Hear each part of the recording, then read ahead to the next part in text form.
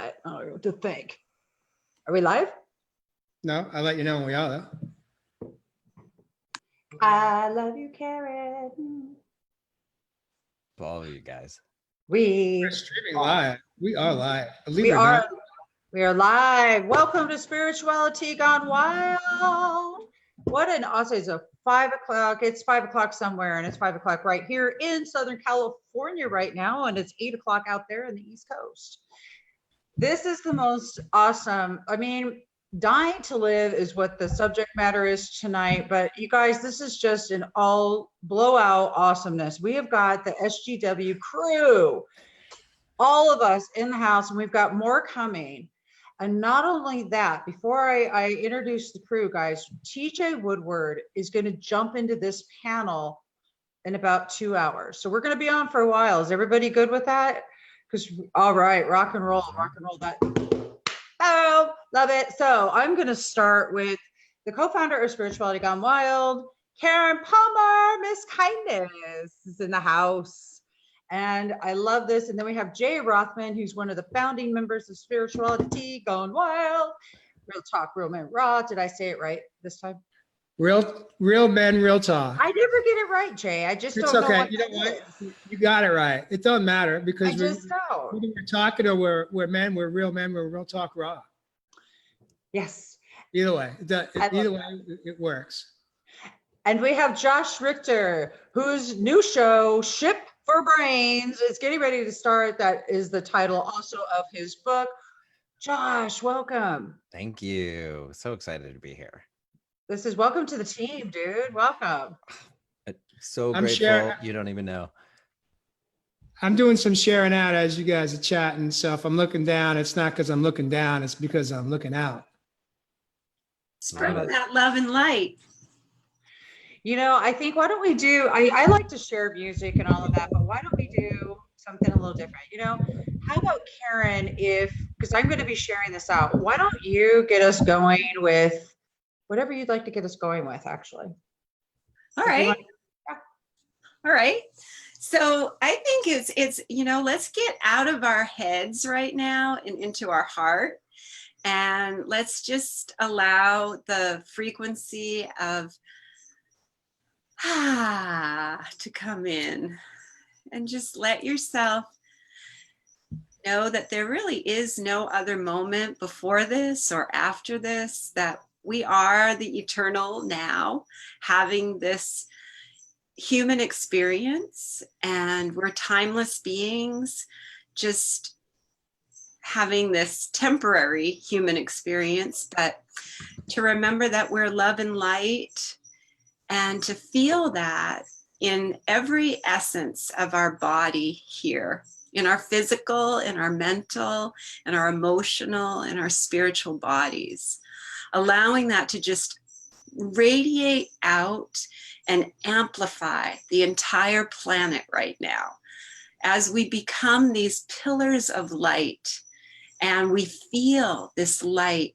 pouring down above our head, all the way down into Mother Earth, and gorgeous, beautiful golden roots growing out through our feet. And those roots just going to every corner of the planet, to every part of the universe, and to every person who feels left out, for every person who feels displaced right now, like they don't know what's next. For every person who is questioning, why is this happening?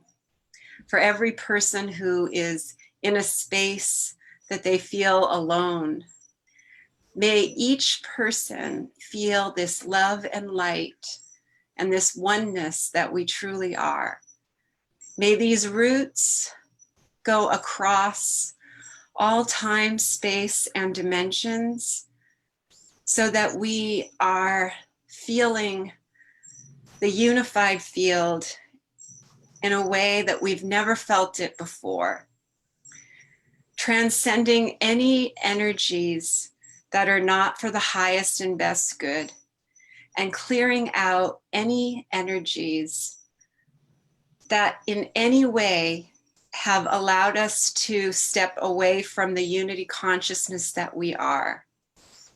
Stepping back into that space as a bright light, we move forward.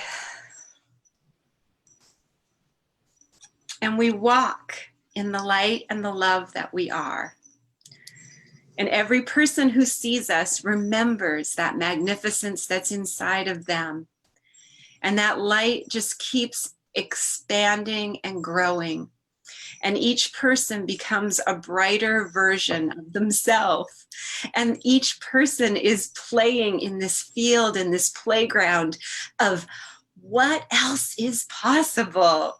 What else is possible in this moment, in this eternal now, in this timeless being, having this fun physical experience? What else could happen? What else could be possible for this incredible, incredible time that we are really making a priority for our hearts to be opened in a way that we are open to receive a miracle. We're open to receive something beyond anything that we've ever seen again. And awesome, awesome. What else is possible? I dedicate this show to what else is possible. Thank you, Kara. That rocks. Thank you. Thank you, Karen. I was just sharing this out. Jay, before we start jumping into it too much, you know what, Josh, why don't you tell everybody about a little bit about your book, and why don't you tell us what's on your gratitude heart today? Well, Jay and I had a wonderful chat this morning, and I'm so grateful for Jay, all of you. I'm grateful for the people who keep showing up and doing the hard work and answering the tough questions and shining the dark light in their corners. I know it's not easy and it takes courage. So I'm grateful for everyone too who is here. And so thank you all for having the courage and having the strength to do this. It's not the easiest of paths in the beginning, but it's by far more rewarding and just a beautiful experience. So I'm grateful to all of you and my friends and family, those who supported me during my tough time. So yeah, those are a few of my grateful gratitude moments today. Thank you. I love that. And you know, okay, what's awesome is that your book, Ship for Brains. Tell us what it's about before that we crack open Jay. Yeah. It is, so basically it's all, I figured out how to rewire my own brain for happiness and sustained internal generated happiness, not necessarily from external sources. And so it's called Ship for Brains because we are much like a large ship in the ocean getting pushed around by the winds and the waves and things we can't control. And I didn't know there was a control room, the brain, on this ship. And so I ran around the decks of my ship yelling at the wind and yelling at the waves and expending all of this extra energy that I didn't have to. All I had to do was go up into the control room, learn what a few little buttons and knobs do. And what we do is we course correct slightly every so often, rather than sailing all across the ocean in the wrong direction, having to sail all the way back. And so life is way more peaceful. And this is coming from a guy who loved control and was trying to control my environments and all the conditions in my life. And I never knew that surrender was the key to a happy, peaceful existence, but it absolutely is. Beautiful. And a little bit of brain knowledge too. So that's why it's called Ship for Brains. No, but you know what cracks me up is like, you make me think of Forrest Gump when Captain Dan's up there and he's holding on and Forrest, where's your gun now? And he's like climbs up to the top of there and he's holding on and he's holding on. And, you know, that was me. And Forrest, you know, and he's cussing God out and he's all pissed off. Remember that, you know, and he's like, I'm going to take you on. Where's your God now, Forrest? Forrest says, well, you know, just about that time God showed up. So we're shrimp boating. Your ship for brains. Shrimp Love for it. boating and your shrimp for. Okay. I love that because it's so true. Once we, I always say to be kind to your mind. So if you can be kind to your mind, and Debbie and I've been playing with our inner critic. We've been having a little bit of fun because 2 years ago, I did a show all about the inner critic. And I was talking about how I finally got to name my inner critic and play with her and start seeing what, like she's snazzy and everything has to be done this way, and it has to be snappy, and it has to be perfect, and it has to be right. Nobody needs to see it until it's perfect, right? And then Debbie was saying, oh, well, I have a Cruella. And I said, well, we should have Cruella and Snazzy do a show together. I think that would be so fun. Seriously, Cruella DeVille. Yeah. I've often said that mine was, for me, at the peak of my negative mental pressure and everything, I equated it to driving cross country. And some of the younger kids won't know this, but driving cross country with an angry George Carlin sitting shotgun, yelling at me the entire time. So I had George. So he would be my inner critic. I love George Carlin. But see, I like him too much. I don't think I could dislike him. I'd be laughing at what he was saying. Cross country, man, that gets old. Could you imagine cross country with? Well, see, and that's the thing. I once I finally got Snazzy sitting in the back seat and not driving the car, everything. There you go. She could enjoy the ride. She could give her opinions, and I could hear her, but it wasn't, I can, and it was interesting to watch yourself 2 years ago. And what's so beautiful is with all of these live streams, and we get to kind of see our own growth. We get to see where we were 2 years ago, and I realized that, Snazzy was kind of doing that show. And I was thinking, she's kind of doing the show. Yes, honey. Are you doing a show? I am doing a show. That's pretty funny, Karen. That's like super funny. I gave it to Dad. Oh, perfect. Yeah, if they need to call me, you can have them call me. Hey, Josh, I want to take a moment. Well, hang on a second, Jay. Not who I am. My name is Jay Rothman, and I am a host on Real Men, Real Talk Raw, Real People, Real Stories Raw, and Real People, Real Health. Josh, Richard, welcome to the collective. Welcome to the family of Spirituality Gone Wild. I didn't know for sure until this morning when you and I spoke for close to an hour. We connected, and it was in that moment that I asked you the question. I said, Josh, is it rumor or is it the truth that you've decided to join the family, the collective of Spirituality Gone Wild hosts and family and collective, and you are a part of our team now, and I am so honored and humbled to call you friend and have you part of this incredible group of people that step forward every single day to provide content filled with love and kindness and hope and inspiration for those that may be watching us live or in replay that need to hear one thing that may impact the trajectory of your life. And so welcome to the team. I couldn't be more grateful, honored, and to just be surrounded by such beautiful, beautiful people with wonderful hearts and such giving from a completely selfless place, and just an excitement about making this human experience wonderful. So I couldn't be filled with more gratitude. I honestly couldn't. Thank you all. I'm honored to be here. And I just want to say, Josh, this is the first time meeting you, person to person, but because of the shows that you did with Jay and with Debbie, and because of our talks, just, texting back and forth, I feel so incredibly, this is a divine assignment. This is a divine encounter. This is something so much bigger than any of us can even fathom. And so, I just want to welcome you, because this is our global family. When we started this, we didn't know what the heck we were doing. I don't fucking know. I know what you're talking about. But we knew that we knew that we were going to have fun with it. Yeah. And we knew that the one thing was, and I think that this is something that all of our hosts are sharing in common, that our intention was to create a web, like the web, right? The web. We're on the web where everyone belongs, a Yeah. place where everyone belongs, where Spirituality Gone Wild is a place where we don't care what your spiritual beliefs are. We don't care what your preferences are for your sexual preferences. We don't care what your religious or your political thoughts are. We don't even get into any of that here.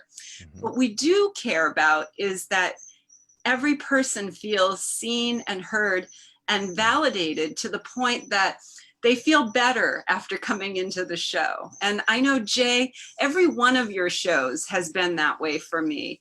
And, you know, you are such a light in our world, especially you're so transparent about everything that's going on in your life. You don't hold anything, you know, even in a little box, you know, there's just no part of you that you don't share. So I just want to honor that in you, Jay. And Debbie, I mean, the vision that Debbie had, it's just incredible what we've been able to co-create, all of us. It just keeps getting better and better. That's for sure. I love it. Josh, you rock and roll. I'm so stoked you're here. Karen, I love you. Jay, I love you. You guys all rock. And you know what? I got this mouth and things come out of it and this happens. And I love that. So Jay, what's your name? Do you have a name? She's snazzy. We've got George here. Carlin, we can do a fun show. Right? Well, you know, I think it was a nurse in a hospital last week said to me, who was it? Someone said, you know what? No, it wasn't the nurse. It was Shiz from Harumi Yoga. She said to me, you know what? Your name is Jay Phoenix. She said, I'm feeling Jay Phoenix rather than Jay Rothman. Now, rising. A rising Phoenix. Yeah, right? Exactly. And that was as I was about to step into one of her classes as a practitioner doing face yoga. Never heard of it until I stepped into. I know it.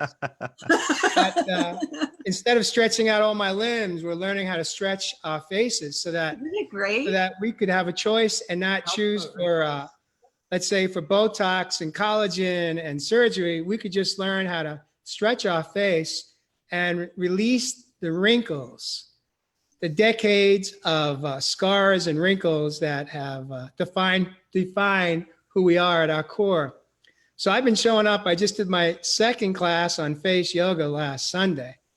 And I tell you what. How do you like it? Well, I don't know if I've seen the results yet, but I'll let Shiz tell us that. And she took pictures of before and there'll be after shots, and we'll see. I could tell you that I'm not being a really good student. I have not been practicing every day. And, you know, I haven't weaved it into my non-negotiables of self-care.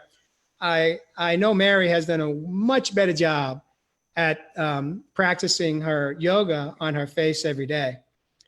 So perhaps she'll see greater results than I will in a moment, but you never know. I may catch up. Oh no, but I'm like all about that. You know what? There's a video that's like from like the 80s and some chick's doing this, but quite frankly, it's about the funniest thing I've ever seen in my whole freaking entire life. Now, I realize it's probably true, but seriously, I was like, you know, it's one thing to do it, Jerry. I mean, are you sitting in front of a mirror while you do it? You have a mirror, and she encourages you to look in the mirror in a yoga in a class without laughing. No, it's just like, okay, take us through. All right, I'm game. Give me go ahead, Jay. All right. Well, you got to pull your bangs up so I can see your forehead, because you see one of the exercises is being able to open your eyes wide without moving your forehead. And that was not an easy exercise for me. Fair. All right, everybody ready? Now, wait a minute, Deb, if you already have Botox in your forehead, it's going to be a lot easier to open your eyes without the I wrinkles. don't have Botox in my forehead. All right, that was just a moment there for honesty and truth and authenticity. Full vulnerability right here. We're all gonna distort our faces in front of you all. Here Yeah, it comes. for real. Okay, I had skin cancer here, and they had to do I have actually this big scar right here. Yeah, but no, I did have Botox when I was 35, but I haven't had Botox since. Oh, it's long gone. Thankfully, the botulism is out of your system. So you've done some detoxing. You've had about 20 years to detox that crap out of you. Yeah. Speaking of crap, I got to tell you guys something. I came out of the hospital. And I awoke one more time, and I couldn't believe I had 3 rounds of CAT scans, an X-ray, an angiogram in less than 48 hours. Each CAT scan is equivalent to, is it 400 or 600 rounds of X-rays? And I had an X-ray. It was almost at the back end. I'm feeling like there was some medical malpractice. No human being should have 3 CAT scans, an angiogram, and an X-ray. Each one of them, except for the X-ray, had contrast dye as well as nuclear dye shot into me. It's going to take some massive detoxing of my body to clean this shit out before it attacks me at the cellular level. And I see more lesions popping up, not with blockages in my blood flow, but with cancer cells. It's not a comforting thought right now to know how many tests I went through, and they were not all necessary tests. And they didn't even ask me for the first few if I even wanted them. They just showed up and said, you're going for your next test. And there's where a lack of advocacy, as much as I thought I was advocating for myself, there was also the part where I was in pain. I had chest pain that was pronounced, significant for days. And the last day when I drove myself to ER, that day I knew that I was no longer a phantom or a ghost imagination of pain, but my chest was definitely a lot of pressure. My blood pressure was 190 over 108. And last time my blood pressure was that high, I was in the middle of a heart attack. So I knew it was time to go get checked out, but I didn't realize what I was about to endure. Eventually, they discovered what was behind the pain, which was I had a right artery in my heart, my RCA, it's called right coronary artery, that was 70% blocked with 3 stents in it. So they decided to add a 4th stent. But you see, there's so many lessons on the back end of pain and wounds and suffering and trauma that we go through in life. And the gift only comes when we take a moment to pause and ask ourselves, what did I need to learn from this moment, from this experience? It doesn't matter if I'm talking about a hospital stay, or if I'm talking about a bad dinner, I'm talking about a fight with a disagreement with a loved one, a friend, or anyone in life. It's Speeding each moment. What's that? Or a speeding ticket. Exactly. Yeah. Each opportunity is a growth moment. And if we waste it and we don't ask ourselves, what did I need to learn from this? Then we wasted that opportunity. Yeah. What guess I do, what, Actually, something I don't do know that I agree that we waste anything. I was going to say too, something Honestly. that I do is when I find that there's been something that I could have done differently, instead of beating myself up about it, I just bring my hands to my heart and I say, I got that lesson. It doesn't have to be painful. This too can be through joy. I can learn through joy. And as soon as I say that, that opens up the universe to bring in the endless possibilities of how this doesn't have to be painful. Let me back up, Hi, Karen. John. Hey guys. Well, you know what, Jay? What I love, Jay, is that you brought this up. Yeah. I love every opportunity when we do see, because Jay, this came up for me this morning, and then I'll give it back to you here. But this came up for me today.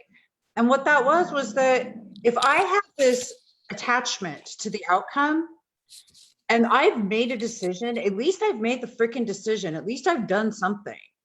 Okay. Because trying's lying. it doesn't come out like I think it needs to come out, okay, well, shit, there's an attachment there. So that is not a wasted of shit. Because, dude, without that, you wouldn't have known that, like, oh, I see. That's just one more opportunity to not be attached. Right. Got it. I'm in total agreement. Perhaps I was misunderstood. It's a waste. It's a wasted opportunity if we go through the experience and we don't stop and we don't pause and we don't process and we don't reflect, but we just get on with our life and bury the experience without taking the time to look at it and look within and go and ask that question. What did I need to learn? Yeah. I don't do anything in life today. I don't go through any experience without doing that process of pausing, processing, reflecting, and then taking action. And action sometimes is just accepting that it is what it is. But action can also mean that I have to make an amends to somebody. I have to change my behavior, or I have to change my strategy. For example, as it relates to my health right now, I have to change my strategy because in that moment, I had the ability to see that there were a few things that I missed over the last 10 months in my strategy. And so now I am shifting gears one more time and Right. I'm recalibrating. You adjust. I Absolutely. love that. You know what, Jay and John, we're going to bring you on here, but you know what? I want to just tell you compassionately to hold this beautiful space, Jay. Because I'm also picking up that this was a very triggered thing for you to even go. This was what you just went through. What I heard you say with all the tests and everything else, this was traumatic for you. This has been a tough time.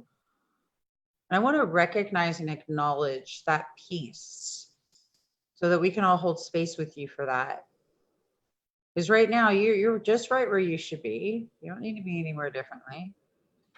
And however it looks for you. But I just, compassionately hold you there because, yeah, it's I've been there, done that, right? Jay, you've came in the hospital to visit me before. So, like, we know what's up here. And we all know it's traumatizing, especially with what you just went through. So, if, just acknowledge that. We can all just, like, hold Jay there and Thank you. love you. Thank you. I love you too, Debbie Garcia. Spark the G vibe. Oh. Speaking of sparking, John Thaddeus Fiore, welcome to the studio. Hey, man. Thank you for joining us. Yeah, buddy. Good to be with you guys. I just wanted to tell Josh to get out while he can. I was on. I think George Carlin came in. Yeah. I had a thought. Yeah. 10 minutes ago when I was trying to get in about, how we attract stuff. Yeah. And before the 2 strokes last year, I was thinking, it wasn't that I was thinking it. It was that my desire to help.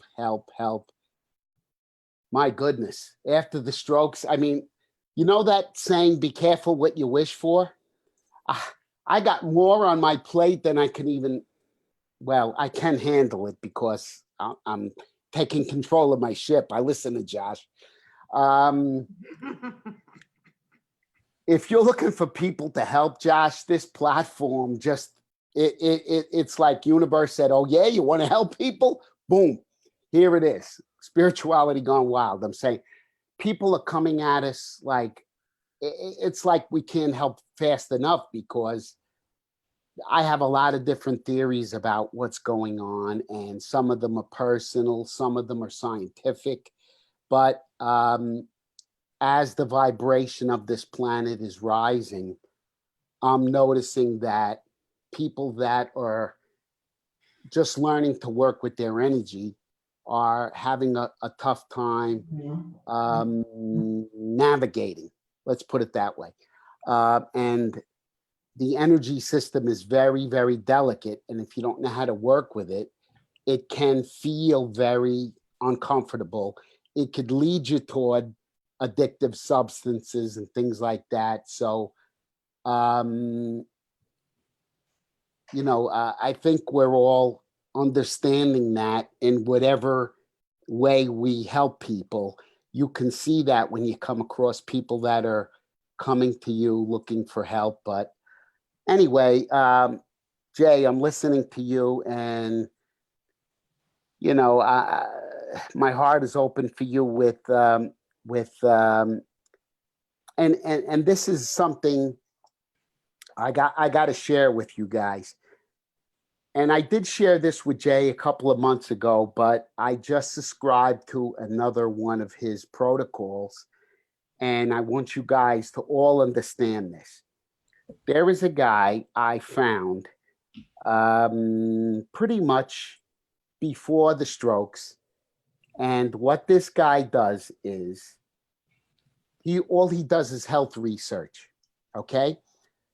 What prompted him to do it? He made a business out of this. And let me tell you, he's doing okay. What prompted him to do this is his father was a regular conventional medical doctor.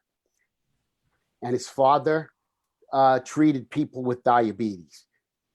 And his father himself came down with diabetes, developed it. And his father took all of the medications that he would prescribe to his patients. This man watched his father die, losing his mind in a nursing home, wearing diapers and not having his faculties, and he died a miserable death. So this fellow made it his life's work to go after the research that is out there on the whole planet, not only what's available in the United States. And for every protocol that regular conventional medicine says there is for whatever ailment you have, there's probably 5 different protocols out there with all of the research. So, Jay, I just printed out this in hard copy because I decided not to buy it because it was very similar to something I already had, but it's called Ageless Body. Now, everybody should read this transcript because it exposes and it gives the scientific proof and the studies behind it, all of the lies that we had been told that kind of started in, I believe, the 50s and the 60s.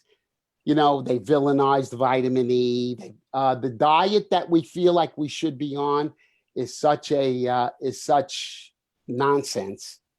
The things that we've been taught and fed through the media by big pharma and all of the information we have been that has been downloaded to us, there's a lot of things that are really, really not true. Okay. And so, for instance, I'll give you the big one. One of the biggest myths is that cholesterol is bad for you. Yeah. Do you know how every cell in your body needs cholesterol? We're on these cholesterol lowering drugs that they're nothing short of poison for us. And my dad had a good friend that he was slightly above, which they've actually over the years elevated what they deem to be acceptable. That's how you build revenue. Exactly. You just change the numbers. If you can't get more customers, raise the bar of So they put him on this drug that years and years ago that actually ended up degenerating his joints. And so as a 50-some-year-old man, he was in a wheelchair, couldn't walk. His wife had to do everything for him. And it was just because years prior, he was slightly above and took these pills. It's awful. It was probably a statin, right, Josh? Yeah. I don't remember what it was, but you're right. They lowered the standards or raised the standards. I understand what Josh is saying. They used to say that total cholesterol at around 250 was acceptable. Now it's 170 to 199. As they raise the standard on there, they're just selling more statins. It's a listen, everybody's entitled to make money. Money is a good thing. But when you're lying to people about what it's doing, I want to make sure that I get this information to you, Jay, and to everybody here in this room.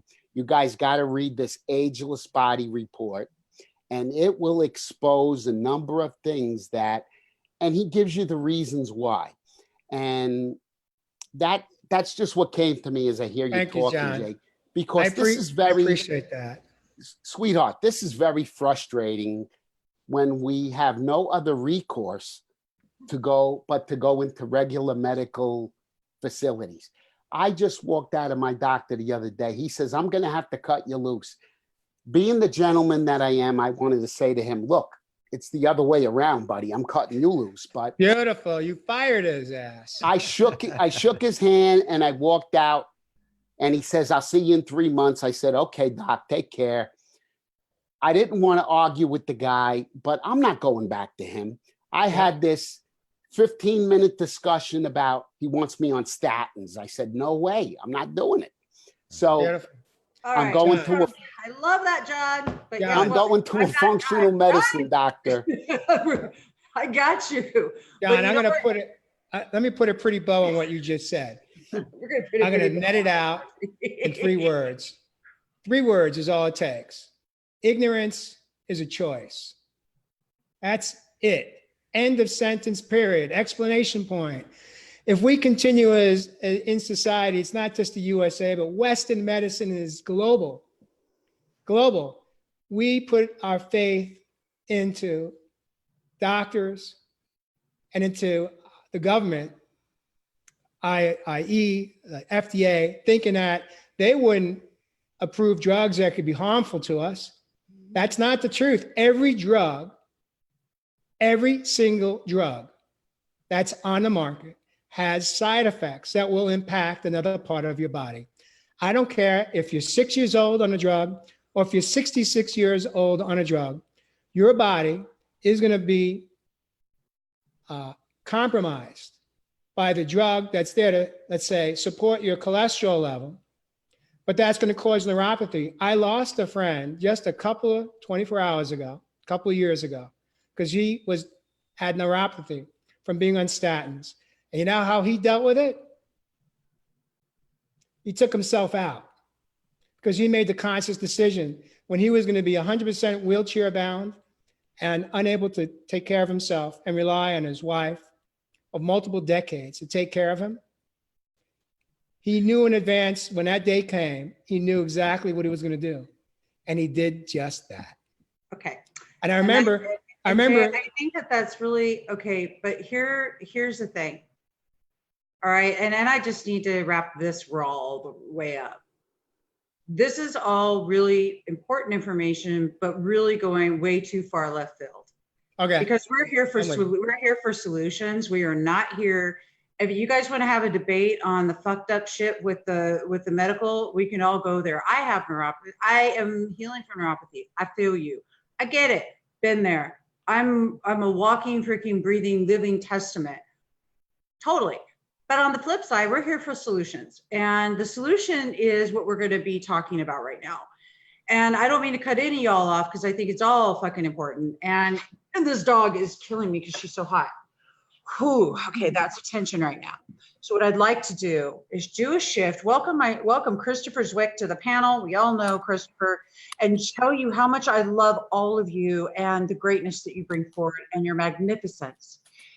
So why we're here right now is to talk about the fact that, Jay, you did just go through this traumatic experience, but now the solution that we're looking at is what's important. And that is going to be a doctor that was originally a medical doctor in cardiology, however, is now doing this in a different fashion, knew that there was a better way to do this.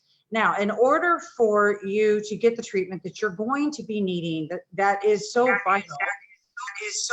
Honey, put your speakers in, your headphones in, baby. Or go. Are you talking to me? This one. Wait. Oh my God, we look like the Brady Bunch. The Brady Bunch. Okay. Hey, so, Dad, thank you. Thank you for bringing us back into balance. No, cool. Gratitude moment. Debbie, the reality is that John and I have been racing against our own time Yeah. in medical conditions that have us both very passionate and seeing life through a different set of lenses than we ever saw before. And so thank you for bringing us back to center and focus on why, in fact, we're here tonight. We're not here to talk about pharmaceuticals. We're not here to bash Western medicine. That was not the intention. So thank you for that. Now I can have a nice deep breath. Ah. I'm gonna get everybody tapping in 5 minutes. Oh, Jay's gonna tap us all. And then I needed you about 5 minutes ago, John. Christopher, I was- unmute. I was trying to get in, Jay. I only caught part of that, but Debbie, tell me more about this fellow that I saw something about this cardiologist. Well, actually, that's Jay that Jay's going to tell us about this. He's got a blood disorder, and I love you, John. By the way, I love you too. crazy ass Jersey matzah man. Christopher. Sorry, I don't know which one. You guys I do that all the time. I got 3 boys, and I can never get their names right. It's just one of those things. Okay, thank you, Jay. Christopher, have you ever met Jay? I mean, John. We've got Jay, John, Jay, the 3 J's. Have you ever met him at least face to face? No. All right, guys. So Chris everybody, did my website, but we never got to meet. Hi, all right. Chris. So everybody, this is Christopher. Christopher, what we're going to be talking about right now is Jay's diagnosis, the GoFundMe that has been created, correct? And is in the comments. I haven't put it in the comments yet. How do I put that in the comments, Deb? Just put Do it in your smartphone. What's yeah, that? or just link. You just put it in your smartphone where you're gonna when you go on to Spirituality Gone Wild and you put it in your comment. Okay. Right now it's under review. It should, I don't know how long it takes Facebook to approve it, but at some point, either I'll tag it back on replay, or if it comes late on while we're still on live, then I'll post it there. If I need some help, I know how to ask for help. Love it. I reached out to Debbie. Well, actually, I didn't reach out to Debbie.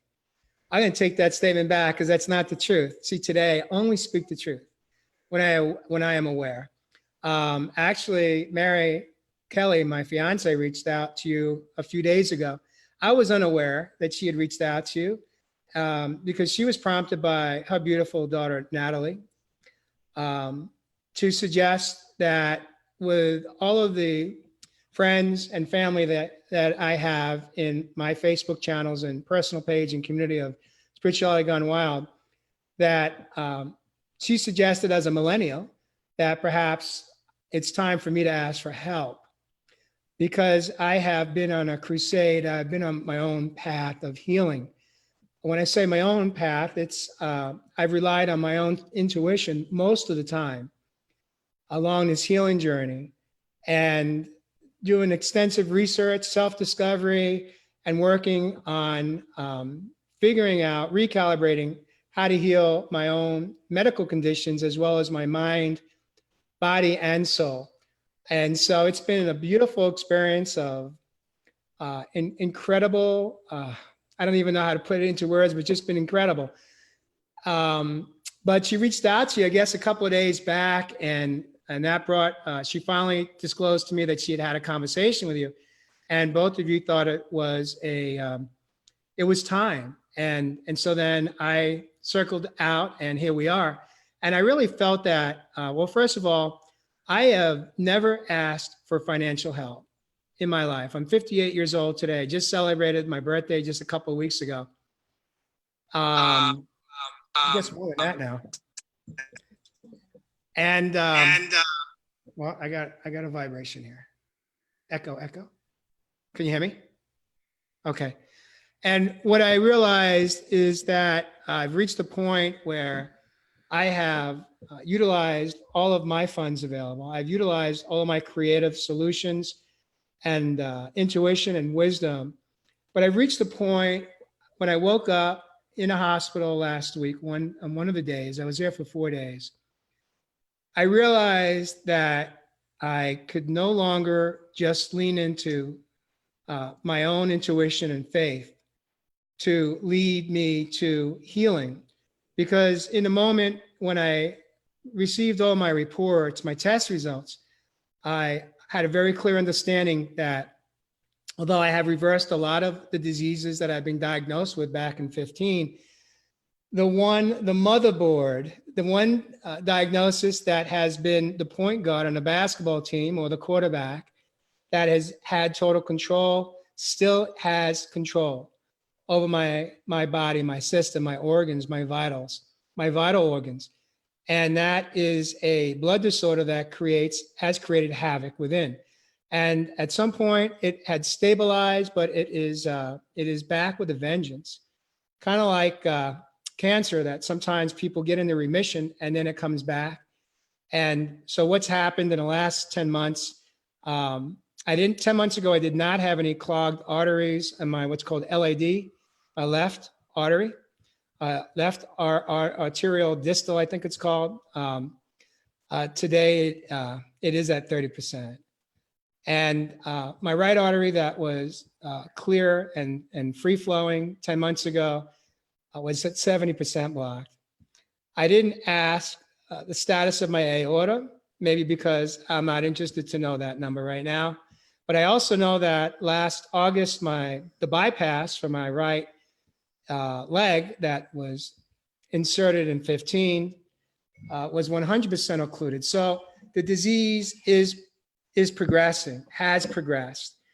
And the only option that the top doctors at a Cedars-Sinai Medical Center in Beverly Hills, where I was treated for the 2.5, 3 years, is the same treatment that they offer here. And it's one drug, it's one pharmaceutical blood thinner.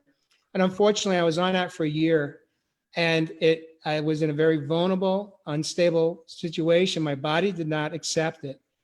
In a sense that from week to week, you're supposed to have your INR checked, which is your thickness of your blood, every 3 weeks. And they had me going every week because I would swing like a wild man in a rainforest. 1 week I'd be at 1.2, which had me at a very, very, very thin blood, where I wouldn't know that I'm hemorrhaging to death within, but I could just have a silent hemorrhage within my body and I would just die. Or the next week I go and it would go from 1.2 to 3.8, and at anything above 3 had me also in a very, very vulnerable position of my blood being too thick. And so I could have a massive blood clot, go to my carotid artery from my brain, stroke out, go to my heart, or go to my lungs, or any other vital organ. And so that drug for me is not a good, a safe drug to be on. And so they had me on a drug, an alternative drug that they hadn't done any testing on to know how it worked with APS, which is the short version of the disorder. And so I affirmed that in January or last August when they found that the drug was not working because I had a bypass that was now 100% occluded for my leg. So in theory, I should be in a wheelchair today. But instead, I hiked the mountains, the extreme mountains, Triple Diamond this time of year in Phoenix, Arizona. That's considered extremely difficult, rated extremely difficult. And I hike them every day. And when I'm not hiking the extreme ones, I'm hiking the moderate ones, but I'm hiking every day. And some days I hike twice a day. And how I did that was by creating collateral vessels for my leg, identified through testing, as well as at least 2 for my heart, but it's not enough. It's not enough because the test last week showed the progression. And so I woke up.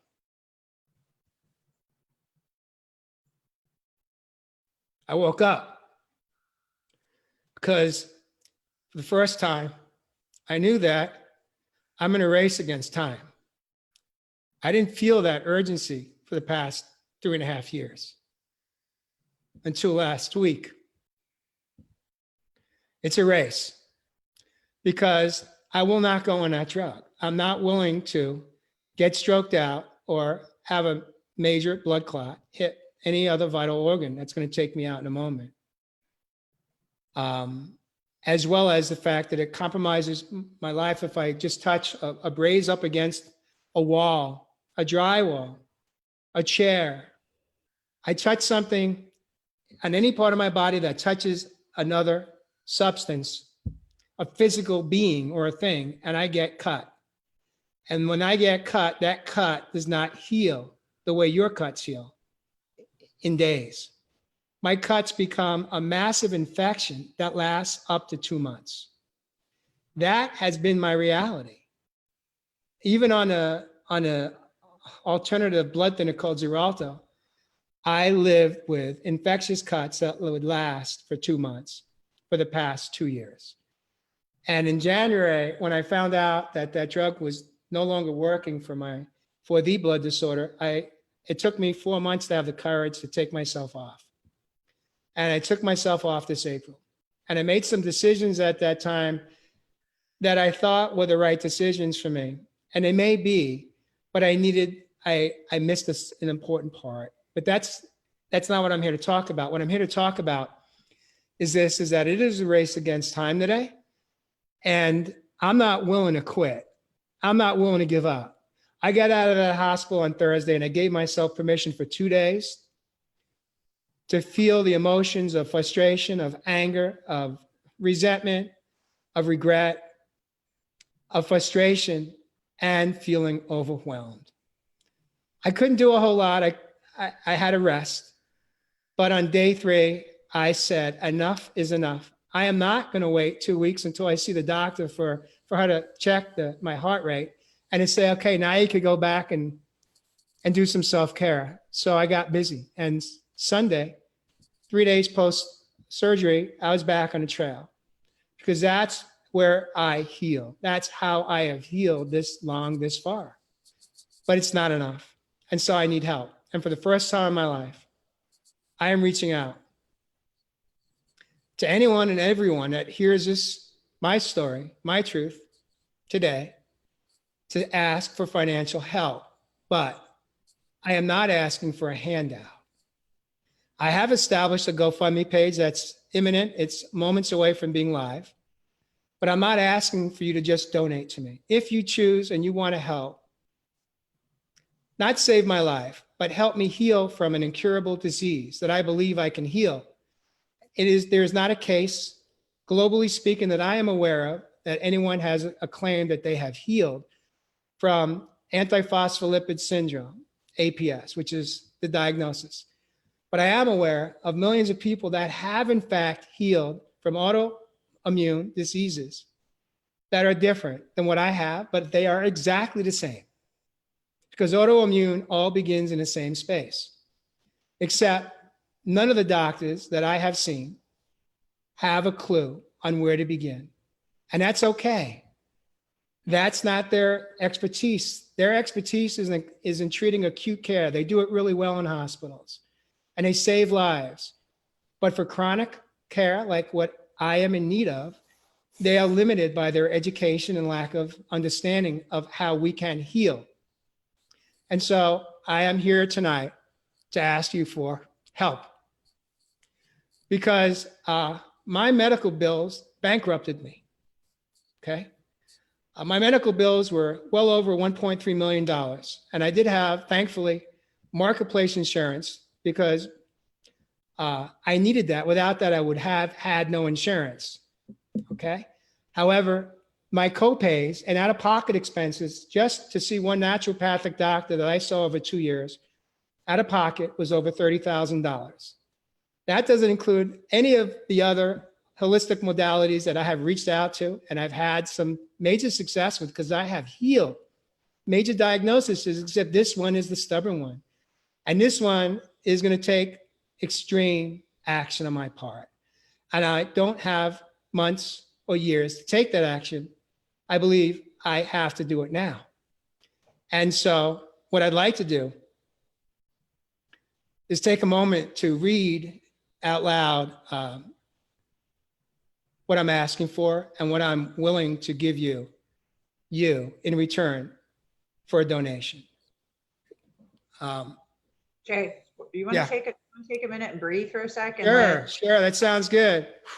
Okay. That was a lot, Jay. That was a lot. So just take a second. Jay. right? Okay, Josh, why don't you go ahead and talk for a minute and let Jay just soak all some, let's give Jay some love and just talk. Well, first of all, I'm Jay. I know that even coming on and asking, we talked about that as a challenge. And so I am so just proud of you and your courage, and to be able to give it up to the universe and say, you know what? Okay, I can't do this alone. And what you've done through the kindness of your heart and the love that you give to so many people, you've helped change their lives, and you show up on a vulnerable and authentic and real and raw, and you show up with such a big heart and from such a compassionate, loving, caring place that I mean, I can't see where anybody wouldn't want to help and give something back for all that you give day in and day out. And all, I mean, you even told me about sponsorships, that you sponsor several people a week, a couple people a week. And that's an amazing gift for those who want your expertise, your knowledge, your help, your love, what you have to give in helping them heal themselves, that you take on to people that can't afford it. And you do that out of the love and kindness of your heart, and because it feels right to you. And so, yeah, I'm just so grateful to be here in this moment when we can shower you with love now and give it back, because you're such a beautiful person, Jay. And who knows why this is here in your lap. You know, the lessons, all will be revealed, right? And so we might not know now, we might not know years from now, but this is here for you, like you said, a lesson. And so just grateful to be a part of showering you with love after all that you've done. Thank you, Josh. Love you, man. Jay, if you don't mind, please repeat that diagnosis. Repeat that for me, please. APS, antiphospholipid syndrome. I tagged it. It's written in a GoFundMe page. I spelled it out. I made it easy for those that want to look it up. I want to take a moment to welcome Christopher Zwick to the studio. Thank you for joining me this evening, as well as all of you. I can't even begin to thank you with words, but I just want you to know, Christopher, that I know that right now you are walking through your own healing journey. And I appreciate you taking time to show up and be here and hold me in your space and reciprocate for me. And I thank you for that, all of you for that. But Christopher, in this moment, I'm really talking to you. And so thank you for being here this evening. And I got to tell you, every time I'm able to pop on and see you come live in Spirituality Gone Wild over the past 2 weeks, I am just, each time just takes me one more level of just sheer amazement of how well you are doing and how much progress you have made in your own healing journey. And so thank you for showing up in my life at the right time for me. Man, I would do a lot more than this if I could right now. I owe a lot to you, Jay. Just like Christopher, can you speak up a little bit? Your volume's a little low. Can you speak up in audio? Yeah, let me see if I can.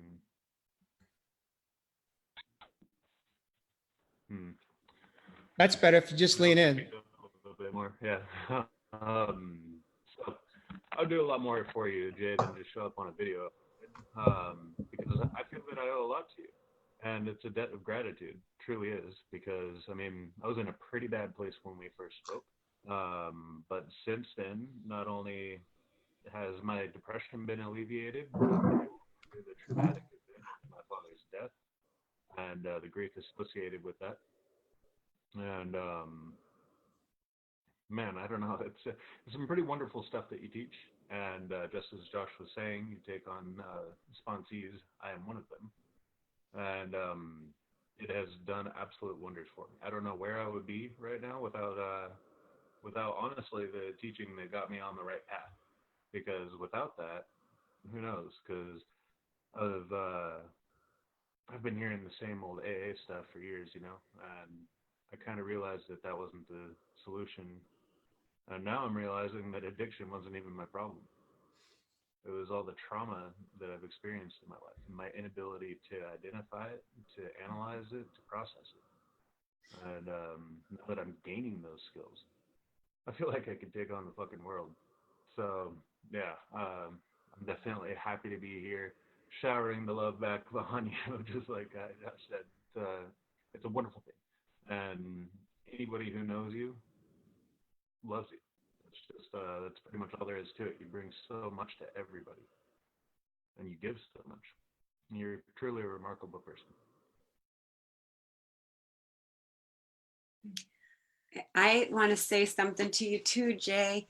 I just want to say I will definitely help in any way I can. I will donate what I can, and I will always be here to support you emotionally, and always do my best. I'll share this out to every place that I can on all our platforms. And I invite everyone to just search your own heart and see how you can give, because feel from a place of abundance, because there is something you can give. If it's not monetary, you can still give something back. So find a way that you can get involved and think about how you can share your love with Jay, and share a supportive word, a kind smile, something that he's given you for so many years now, and has really done everything from a selfless place, and honestly has brought the most incredible people into a circle of influence, so that people are really changing, having life-changing experiences. And you know, that's what it's all about, really, is when we're in these spaces, and we're in these spaces, you know, we are humans, we are having these challenges. Even though we are love and light, we are love and light having these challenging human experiences. And we have to really acknowledge that with kindness, with generosity, and with abundance. Because when we live in that vibration of there's more than enough, that's the frequency that I want to create on this planet for our world. More than enough, so that we all feel that we are wanting to share because we have more than enough, you know. And so I'm getting very emotional. I love you so much, Jay. And I'm going to do everything I can to support you through this. I promise. I really want you to feel the love that's coming from all directions, and not just from the physical, but from the non-physical support that you have too. You are having this temporary experience, but you are love and light, and you shine so bright. You shine so beautiful. And every time that you come authentically into this space of transparency and just speak from your heart, it is so beautiful. So I just want to thank you, really thank you for being here, and for inviting me to be here with you. I have to go because I teach a yoga class and I have to leave right now, but I really will do everything in my power to support you in this campaign. I promise. Thank you. Thank you, Karen. And thank you for jumping on and being part of this, this moment with all of us. And thank you for having a vision with Debbie to create Spirituality Gone Wild. You are one of the co-founding partners of this channel. And you bring such incredible hope to others, and education of love and kindness and anti-bullying. Just the work you do is just incredible. And I am grateful to to have had the opportunity in this lifetime to meet you. And I do want to say this, when you need to jump, it's okay, you can go, Karen. But I want to say this to all of you here that are watching live, that are with me in the studio, in the panel, as well as those that are with us and holding us in this space on in the Facebook community. Thank you for being here tonight. And if you are on replay, you're not early and you're not too late. You're just on time, your time. I do want to say this, is that the work that I do today and why this is so important to me to heal from this disease is not so that I can live for myself, because I have said this. Debbie, I know you've heard this before. I don't know if any of you in this panel have, but I have said this before on a lives, and I have written this in blogs, that if today is the last day of my life, I'm good. I'm okay with that. But I'm not okay with the fact that I'm not done with being of service. I'm not done with the work. There is so much more that I want to do to inspire, not help, because help is what I did when I was not well, when I was in codependent behavior and relationships in my life, for most of my life. I'm not here to help people. I'm here to inspire people that if you just have the courage to change and you want it more for you than I want it more for, then I will share the roadmap to healing, mind, body, and soul. And that is the work that I do today. It's not theory. It's not from a textbook. It's not from a college class. It's from my own life experience of hitting a rock bottom near death. I had my own 5 addictions that did not include alcohol and drugs. I'll put it out there right here, right now, for those that may be listening for the first time. I was a workaholic for 34 years.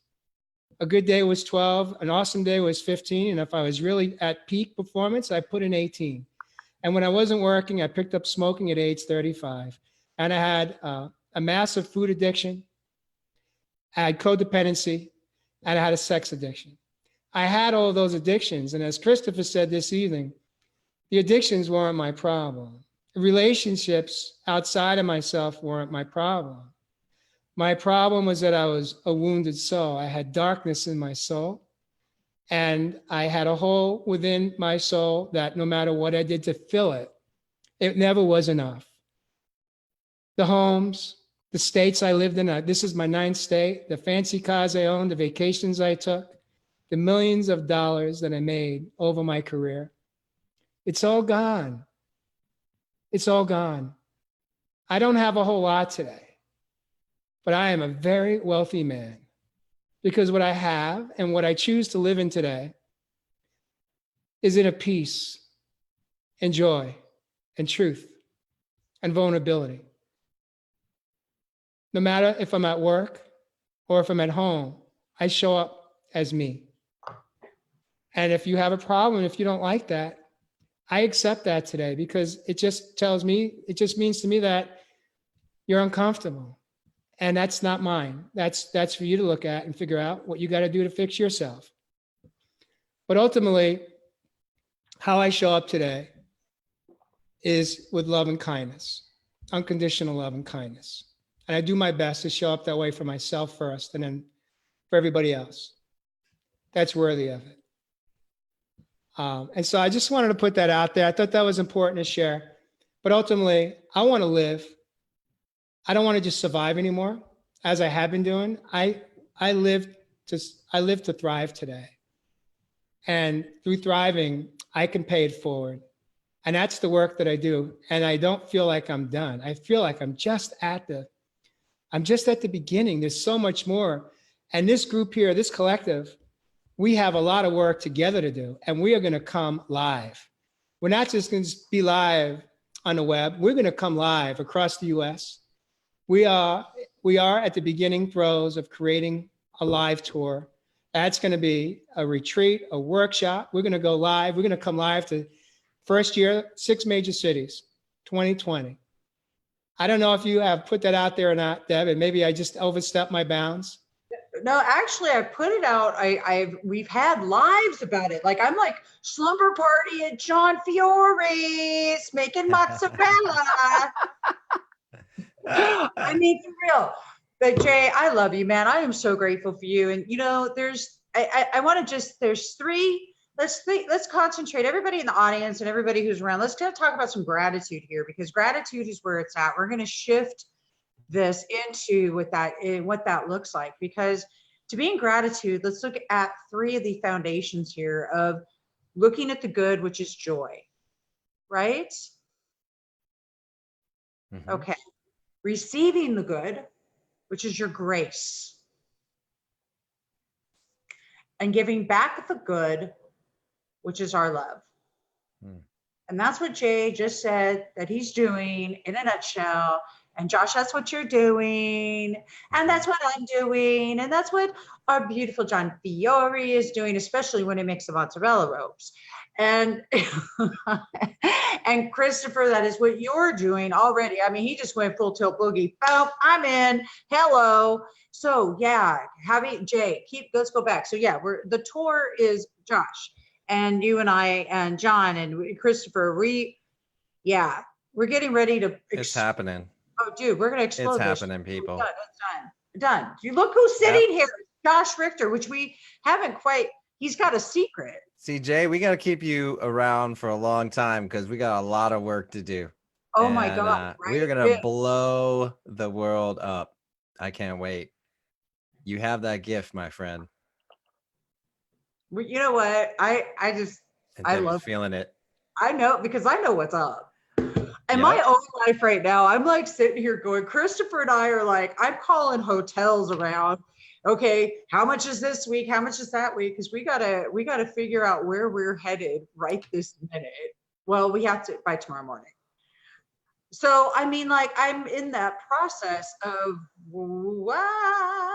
and yeah, we put it out for donations and stuff. But Jay, this thing is like, and then Jay says, yo, Deb, this is what's up. And Mary had hit me up, and I'm like, okay, we've got a team here for a reason. But here's the awesome part, Jay. I'm so glad you brought up this tour. Look, this is where, Josh, what is your brain entrainment taught you about when life looks like this externally? Oh, it starts in your head, in your mind. Believe it, feel it fully.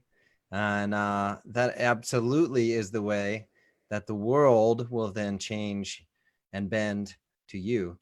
Is you got to feel it, believe it, know it inside of you, inside your heart.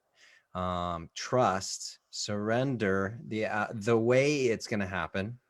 It starts just like this. We throw something out there that we are all passionate about, which is helping other people. Mm-hmm. We throw it out into the world, and we don't hold on to the why. I mean, don't hold on to the how. We just hold the why. The why is to help people, to give out of love, and it's what we like to do, and that's what we feel called to do, and messages come through us to help others. And so all we have to do is hold the why, which is to help other people. It lifts everybody up together. The rising tide raises all ships. So we're all in this together, and hold the why so strongly, feel it, wrap gratitude around the why you do what you do, or you want to do what you want to do. And the how will happen. It unfolds. It's magic, and it's amazing. And the doors will open, and life gets so much easier when you release the how. So we've already put the why out there. This train has already left the station. It's in motion, and I can't wait. Dude, bullet train. Yeah. It's like we're you guys, I want you to just think about that's what this is like. So wherever we're all sitting right now, this is a magic carpet ride. It looks like it's going as fast as a bullet train, faster than the speed of light. It's just flying, and gratitude and kindness and everything else is just fueling this puppy. Yeah. So engine straight ahead. yeah, we're okay. So externally, we might have some stuff, but it's just stuff. Mary, hello and welcome to Spirituality Gone Wild. Mary. Nice to meet you. Josh, Mary, know Josh, you and this guys. is John. This Mary. is so cool. This is way cool. So forward moving, forward motion. Let's see, just the little engine that could. Chuck, chuck, choo, choo. Thomas. Just put it out there. I have so much to share with you too. Some beautiful things are already coming back. So can't wait. What? Seriously? Dude. Yeah. Yeah. See? Okay. Like, So- John. To think all those years I was working so hard at controlling life, and all you just have to hold the why and be grateful, and boom, the how shows up. How now, brown cow? Into the wow. You just, more cowbell. All we More need is cowbell. more cowbell. I pulled that one on you. That wasn't even right, because I that is John. How long have I been saying more cowbell? Since the day I met you. I even have memes from Mrs. Moo. I told you, Mrs. Moo Mhm. at Calamigos Ranch. Mhm. You know that the memory came up when I went to Calamigos Ranch. I don't even know if I'm saying that right, by the way. Mhm. And it came up and I saw it, and the pictures are so rad. And Keith St. John's there, and he's looking all cool rocker, and we're all chill. And it's just like this is 1 year ago, but this is important because 1 year ago when I was there, I looked around and I said, "Oh, we're going to have this entire place packed." Love that. And Keith looked at me and was like, "Yeah, I see this." And there's chandeliers hanging from the tree. Just where you two should be married, I'm thinking. But I mean, no, like seriously, this place Yes. is- I know, right, Josh? It's just like, Beautiful. John, wait till you see this place. It's amazing. Seriously. But all right, so we're just letting go of the how, embracing the wow, because that's just what it is. And Karen, I love her so much because that's what she brings to it.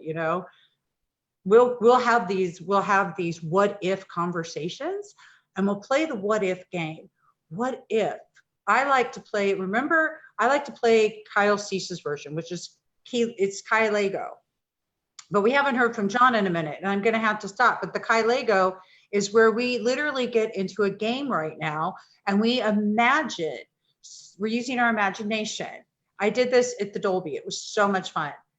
And I could start it off like this. Do you guys remember that day that we had that live together and how rad it was? And we were talking about the tour, and it's explosive. And we've got rock and roll, and we've got music, and we've got spirituality, and we've got pole fitness, and we've got cuddle rooms and interactive audience play. Wow! Right? And oh my God, and we knew it was going. We knew where it was going because we saw that. And now we're standing here in it. Can you even believe how extraordinary that this experience is and how many people we reach? And Jay is completely 100% healed. Everything was 100% paid for. Didn't even have to think about that for 2 seconds. Christopher, well, he's just got a #1 bestseller and he's going. And John, well, he just is extraordinary with his EFT, and he's like taking over the planet with EFT. He's got the dog tapping. I mean, I can't even get over it. And Josh Chick for Brains, I mean, she's Jiminy Crickets. It's like unbelievable. The show exploded. And now we've got a reality show because we shot the documentary along the entire way. And here I am. Yes, I'm doing my gratitude and having a blast because, we needed to have that big event that we're having right now at the Staples Center with Nikki Sixx blowing it up. Life is beautiful. And it sold out. I can't even get over it. Can you imagine? Who wants to supercharge that? Bam. Yes. So you take it to that elevation of imagination. Okay, Jay, you go next. All right. So I'm going to bring you back to reality. Never. Here's reality. In this moment, we could dream. We could create the vision. We are planning the future. The Yes. future is Yes. now, Yes. and the future is why I'm here tonight. I want to share that where I'm heading is that I have exhausted the choices available through traditional care, and I have made the decision that in order to win a race against time, I need to take some massive action, some extreme approaches that cost a lot of money. And I don't have the money today because I've exhausted my money on the past 3.5 years of traditional care. And so I'm going to read to you what is going to be on my GoFundMe page, so you all can hear it in replay. But I will say this is that what I'm seeking is not care from just one individual, but it's going to be a full-on attack from every angle known to mankind that I am aware of. Because again, I say ignorance is a choice. I spend a lot of hours every day researching with myself, by myself, but also with Mary. She's doing her part. I'm doing my part. I've got friends that show up and make suggestions, and I research, I explore, and then I make the choices that I think are in my best interest. But it's not just one doctor. It's going to be a few different protocols, as well as at the local level. One I may be jumping down into Mexico for. One will be local, and then there's going to be other modalities that I'm going to have to go intensive. Acupuncture, the heat sauna. There's a few others that I'm going to go deep dive into as though I'm treating stage 4 cancer. Because if we can heal people from stage 4 cancer, then we have to be able to heal APS. And there's no other answer that I'm willing to accept. As long as I'm breathing, I'm all in today. And But I need love, help. Jade, you're going to be the first. I love that. No, right? I love that too. And So- it's totally so- possible. So here's what I wrote. And I asked Mary to join me in this segment so she could hold me in her space. And if I get emotional, I know you've seen me get emotional before. You guys will hold my space and allow me to walk through that moment, and we'll get through this. But this is my pledge to every person that watches this or reads it on Facebook. I was diagnosed, the title is Race Against Time. I was diagnosed with a rare blood disorder, autoimmune, called antiphospholipid syndrome back in 2015. By the time I awoke in a hospital, my body was riddled with multiple blood clots, including both legs, aorta, and heart. I also had 9+ diagnoses and prognoses that were deemed potentially catastrophic. I spent the past 3.5 years on a healing journey to reverse most of the medical conditions and have had incredible success. Along the way, I decided to bring my healing journey into the public view and share the highs and lows along the way. I went back to school and became a certified life coach with the intention of inspiring others that it's possible to improve all aspects of your life. It just takes courage to change. Initially, I created blogs, eventually going live, and then joining Spiritually Gone Wild as a host of 3 shows. Today, I continue to show up each day for myself first and others second, in a very active social media commitment. My number one commitment is to show up for myself, creating daily balance through self-care. Then I share my experiences, lessons, and growth along the way to bring hope to those that may be in pain, suffering, and ready to improve their own life. Through this incredible journey, I have touched thousands of people, and this has been an amazing gift I receive in return. Humility and gratitude for the changes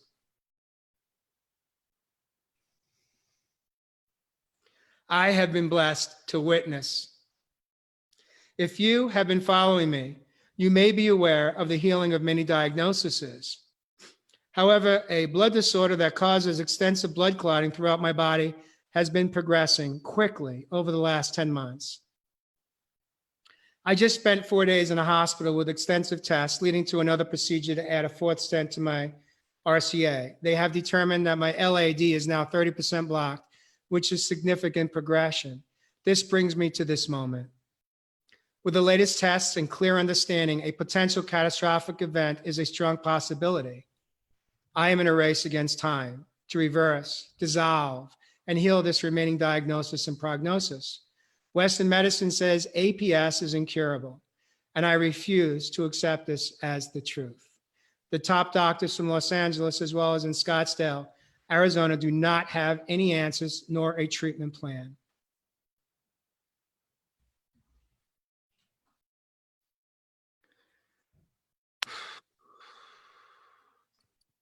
The only solution provided is one blood thinner, which my body has rejected and puts my life at risk in the immediate moment of each breath.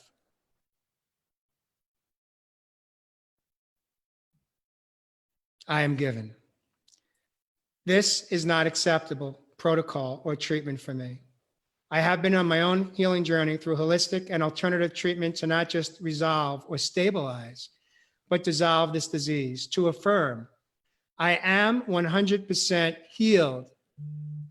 Why is that I am so passionate about my health today? Because for most of my life, I was living to die.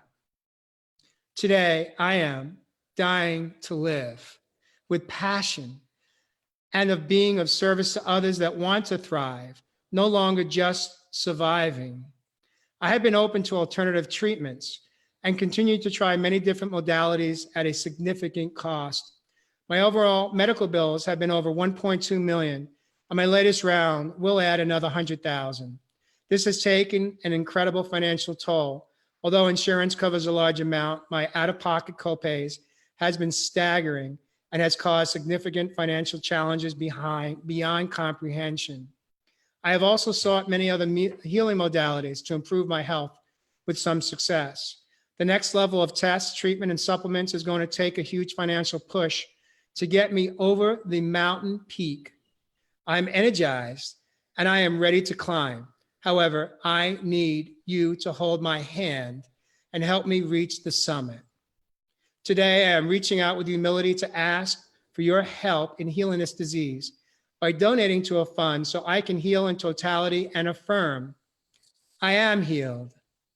We can then all celebrate this moment together, holding space in gratitude and hope for others who don't accept this same life sentence.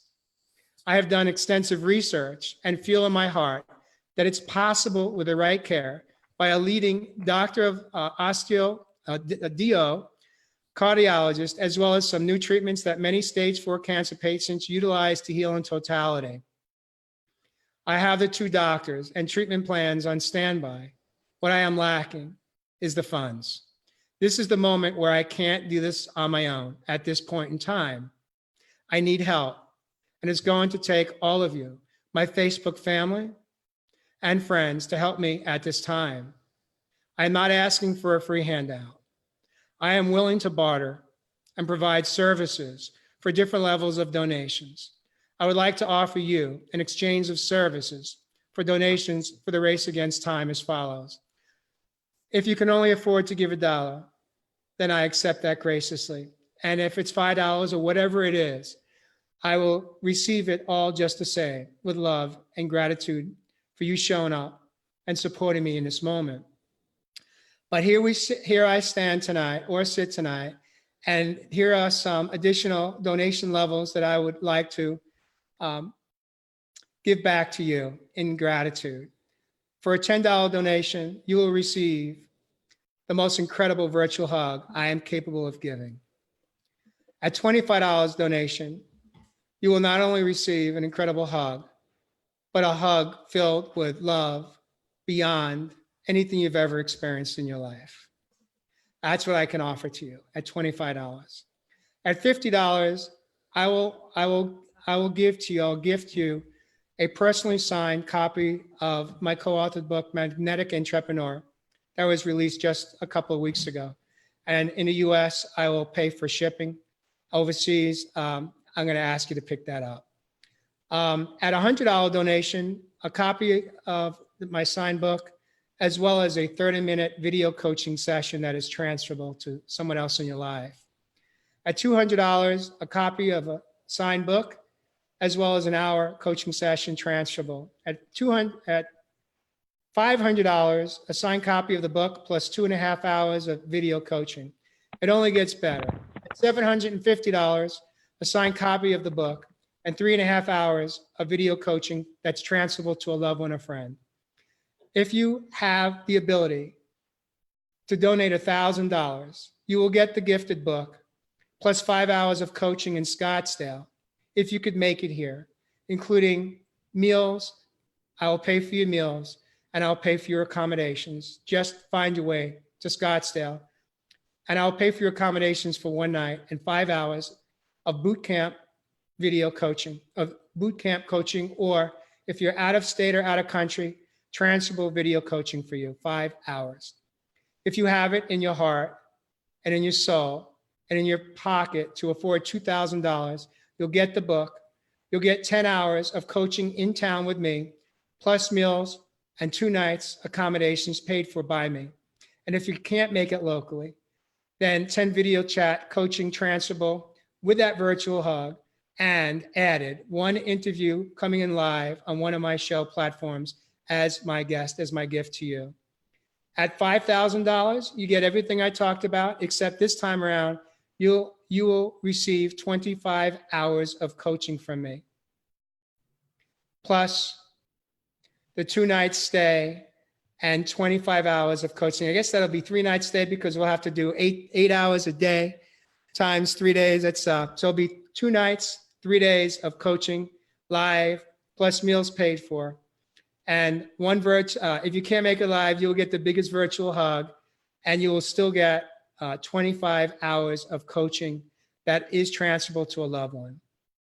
And you'll also receive 1 live interview with me on any of my show platforms to come in for me to show my gratitude to you. And above $5,000, you are welcome to contribute any dollar amount that you can afford. Whether, I've got 10,000 people in the community between Spirituality Gone Wild, my personal Facebook page, Hay House, where I push through all of our shows, and any other community in Facebook that wants to donate $1. If I got 30,000 people donating just $1, I'd have $30,000. Okay. Lastly, once I have stabilized and healed from this disease, the final chapter in my book, my own personal book, will be completed. And that book title is Dying to Live: A Man's Healing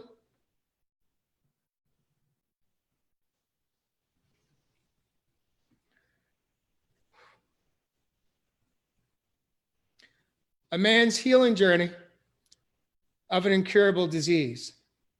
Everyone who steps forward and gives in this moment, even if it's just $1, will be acknowledged in my book with your name for your contribution. I will not put the dollar amounts. It doesn't matter how much you give, but I will acknowledge every person. If it's 1 person, 5,000 people, or 10,000 people, that book will be as long as it needs to be to acknowledge that you stepped forward and gave me something that I need right now, so I could pay it forward and push it out what I do, which is inspire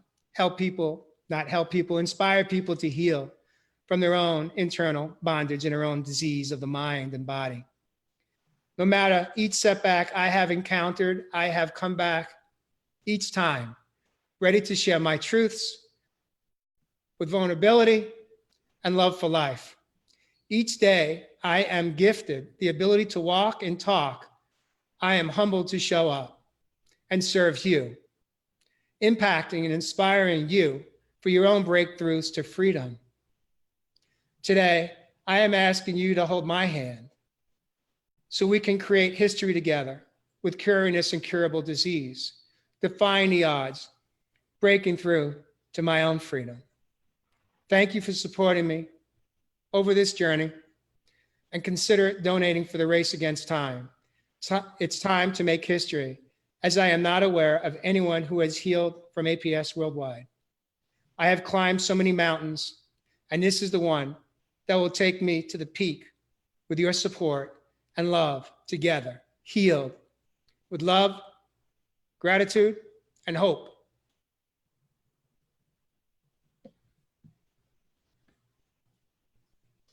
John, are you with us? I'm with you, buddy. I'm tapping for you. Look, Jay, Deb, there's a lot going on in this family here right now. I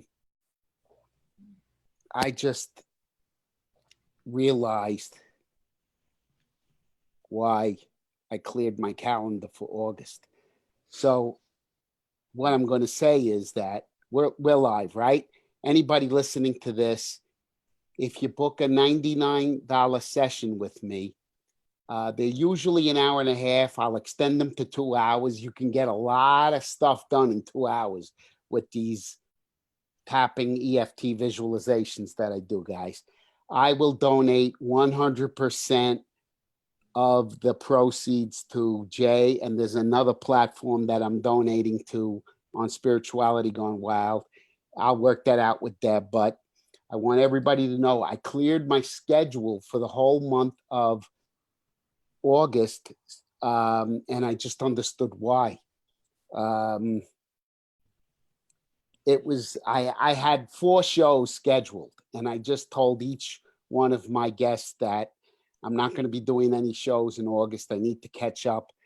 And it was just clear to me why that happened. I mean, it's divine timing. I want everybody to know that if they book a session, I will donate 100% of those proceeds to both Jay and the other cause on Spirituality Gone Wild for the whole month of August. And those sessions will be 2 hours. And I'm going to tell you guys, you come out of those sessions feeling a lot better in 2 hours than you do going into them. And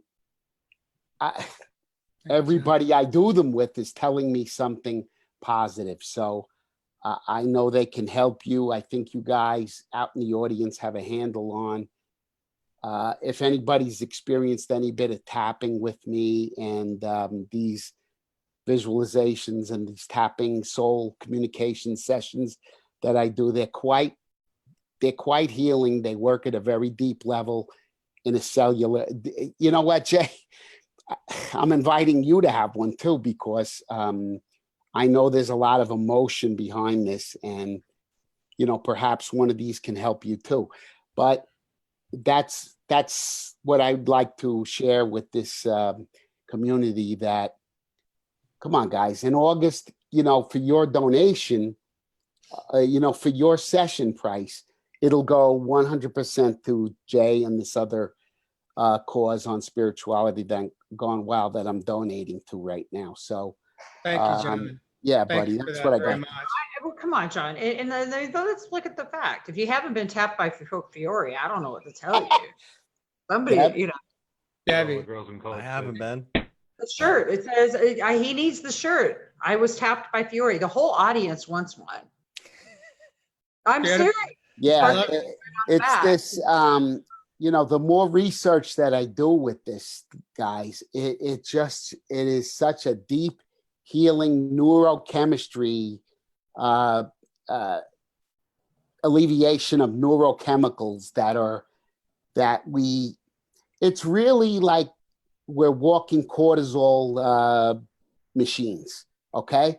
And the more you lower that cortisol level in the brain, this fellow that I was talking to you about when I first came on, his name is Matt Cook. Jay, I told you about him. When I read his research paper that I want to send to you, he started talking about epigenetics. Epigenetics is the science of how genes can express themselves, meaning that you don't have to have a death sentence knowing that your grandfather had this disease and now it transferred over to you. Your gene expression can be changed, okay? And that's basically the end result of what I do with this EFT stuff. So, and I was so happy to hear that this guy is talking about epigenetics, because he's done all this research. He's gathered all this research from all over the world. But I could tell you that they're quite healthy to get these sessions. So thank you, John. I'd like everybody here to experience one. Let's all do it, tapping. What I'd like to do in a moment, because I know we're 15 minutes from the hour at which time TJ is going to be coming in. Yeah, you're totally right. TJ Woodward is showing up, and you guys get to meet TJ tonight. Beautiful. All right, we're gonna be talking about conscious recovery and Love it. exploding. exploding on some awesomeness. John, you rock, man. That's just gotta tell you. Thank you, John. What I'd like to do in this moment is invite my angel, the woman who showed up in my life just on time, that has been just an incredible angel. I need not say more. Mary Kelly, thank you for joining me this evening and joining us in this pledge, asking. I'd like to give you a moment, as much time as you'd like to share some words with us and those that are watching us live or on replay. I am usually not emotional, but I'll tell you this last week has really, I guess reality has kicked in, and I'm not used to having Jay not be 100% positive, and seeing him come out of the hospital for 2 days and just not be himself and be negative, and not really negative, but just different. Human. Really, what'd you say? Human, Mary.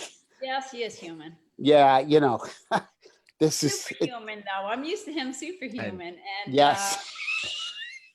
I wasn't used to that, you know. So it has really hit me that this is not going away, even though a month ago we really thought it had gone, it was vanished. And I'm just here to support him, of course, and just thank every person for whatever they can do. I know we've got a ton of love, a ton of prayers. That is awesome. But that's not going to pay the bills. And, you know, this is where I wish I was a millionaire, and I'm not. And I'm not supposed to be right now, evidently. And I just know whatever is possible, it's going to happen. And I just want to thank everybody ahead of time and for all your support on this panel. And let's do this. Thank you, Mary. I didn't disclose in the show how much I need What in the goal funds. is. What the goal is. The goal is $45,000. That's what I need. Look, this We can do isn't that. this We isn't can a totally do molehill. that. We could do This isn't a that. molehill. This is a freaking mountain. But you know what? I climb triple diamond, extremely difficult rated, the highest mountain peaks that are available to trail and climb in Phoenix, in the valley of Phoenix and Scottsdale. I do it daily. So I know it's possible because I was doing it on compromised blood flow, less than 100% in my leg. And now I'm doing it affirmed without a bypass, with no blood flowing from my hip to my toes. But you know how I show up every day? I show up, and I show up knowing that every step I take, climbing up to the summit or the peak, I am in physical pain every single day. But that doesn't stop me, because this is not first of all, it doesn't stop me because I understand that the pain is here because I'm still learning what I need to learn. And I do believe that that pain will vanish. That pain will be gone when I get my vessels up to 100% and the blood flow is flowing. Because what I've learned how to do is I can bypass the bypass. And that's why I'm on these mountain trails every day, is to continue to create new vessels, which are smaller than arteries. And that's why I have pain when I ascend a mountain peak.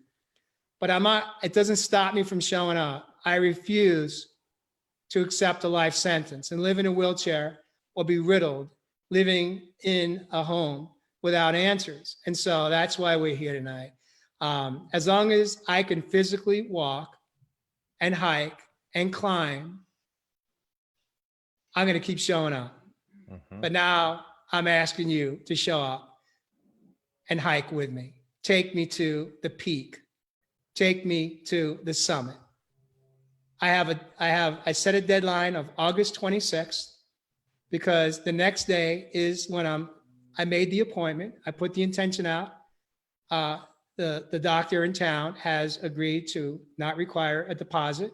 He's holding a space for me so I could step into his space and we can begin the healing process. I got to wait 3 weeks.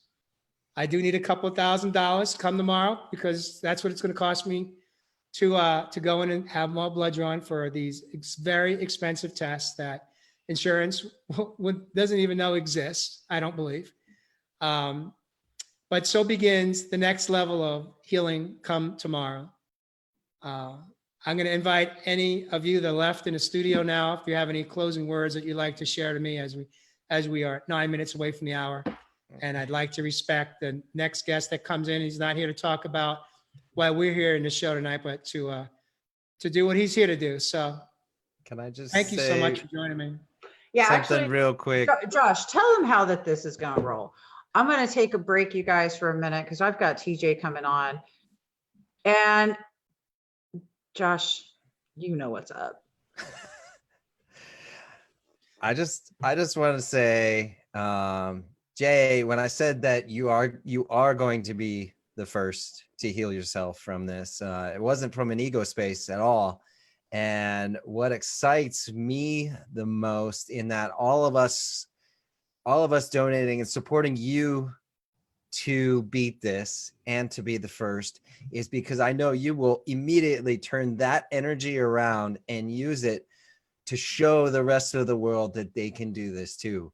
And so I know exactly where you're coming from on this, and your excitement to be the first is not because you want a longer life. I know you want a longer life because you have so much more to share and you have so much more to give.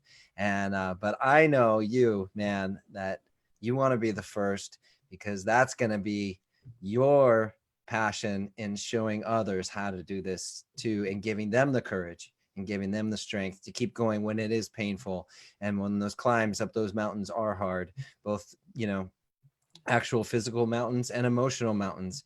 And so I want everybody to help Jay be the first, because it's that energy is just going to turn around and help thousands, man. I mean, seriously, I'm so excited for you, Jay. We got this. We got this. We all do. And we got your back. Thank you. Thank you, Josh, so much for those amazing words. Christopher, what do you got? Well, man, nothing that I haven't already said besides I love you, dude, and I'm gonna do everything I can to help out. I will share this with my friends, and you know, I've got a few different networks too that I can share this out through, like LinkedIn, Instagram, Twitter. I have rather large networks just from all of the businesses that I've either built websites for or handled their social media, and those are all avenues in which I can actually share the message, and I will do that. Thank you. Thank you so much, Christopher. And if I recall, you and I are getting together this Thursday for our next session, right? Yes, The deep dive into healing mind, body, and soul, and bring you back 150%, because my man, you give me so much hope. Since the day I met you and we connected, I knew in that moment that you are healed. You are healed. And the progress that you have made and the clarity for which you are stepping in for yourself every minute of each day that you are gifted, one more day, has been beyond miraculous. Keep doing what you're doing. Keep showing up. When was your first session together? How long ago has that been now? A couple of weeks, 2 weeks. Yep. 2.5 weeks, maybe. Weeks? I thought you were going to say months. There you go. You know what? It's July 30th, so actually I'd say more about 3 weeks. 3 weeks. Close Now, yeah. to be a little transparent Wow. here, I this is what I knew going in, Christopher, is I had not coached somebody who was addicted to heroin that I'm aware of. But this is what I did know, is that I knew that working with you is not about stabilizing you and your addiction, because we haven't even talked about addiction. I'm not interested to talk about addiction, because addiction isn't the problem, as we both disclosed earlier in the show. I'm interested to hold your hand and create the safe space for you, my friend, so that you can face your shadows. The shadows are your past, the past wounds, moments, experiences, and traumas that impacted your life. And through that, you get the gift of coming home to yourself. Yeah. It's a wonderful thing. It's a warm, inspiring thing. Like, I actually physically feel my body temperature raise. it's a cool thing. Yes. Yeah. That's what this is about. Yeah. Yeah, you can feel it. Chris, the way you speak about all of this is just mind-blowing, that you're weeks, and not years or decades, and your willingness to really dive in and say, yeah, what's underneath, what's at the bottom of this, where to shine that light into those dark corners. That's the work, and that's the hard part. And it's just so cool to hear how you're talking and to really listen to the words that you're using, because, man, you are far along, my friend. And that's so cool. I mean, I know we haven't shared a lot personally about our addictions, but I know the space well, and I went to rehab 3 times. And so I know a lot of ways of not doing it right. And I know a few now how to get it right. And you're speaking the right words. I mean, here, so super happy for you, stoked for you. Thank you, Josh. But so, I mean, full disclosure, I went to rehab the first time when I was 20.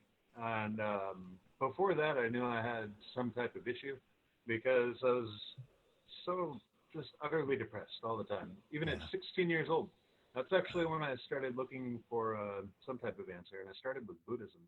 And I think I've been on this road for quite a while. It just took a shining light to point me in the right direction, and that shining light was Jay. Oh, man. That's awesome. John, we got 2 minutes. You got a minute to wrap up, share your closing words, and then I'll put a pretty bow in the show. Yeah, Jay, one thing that my journey has taught me with what I know now is that,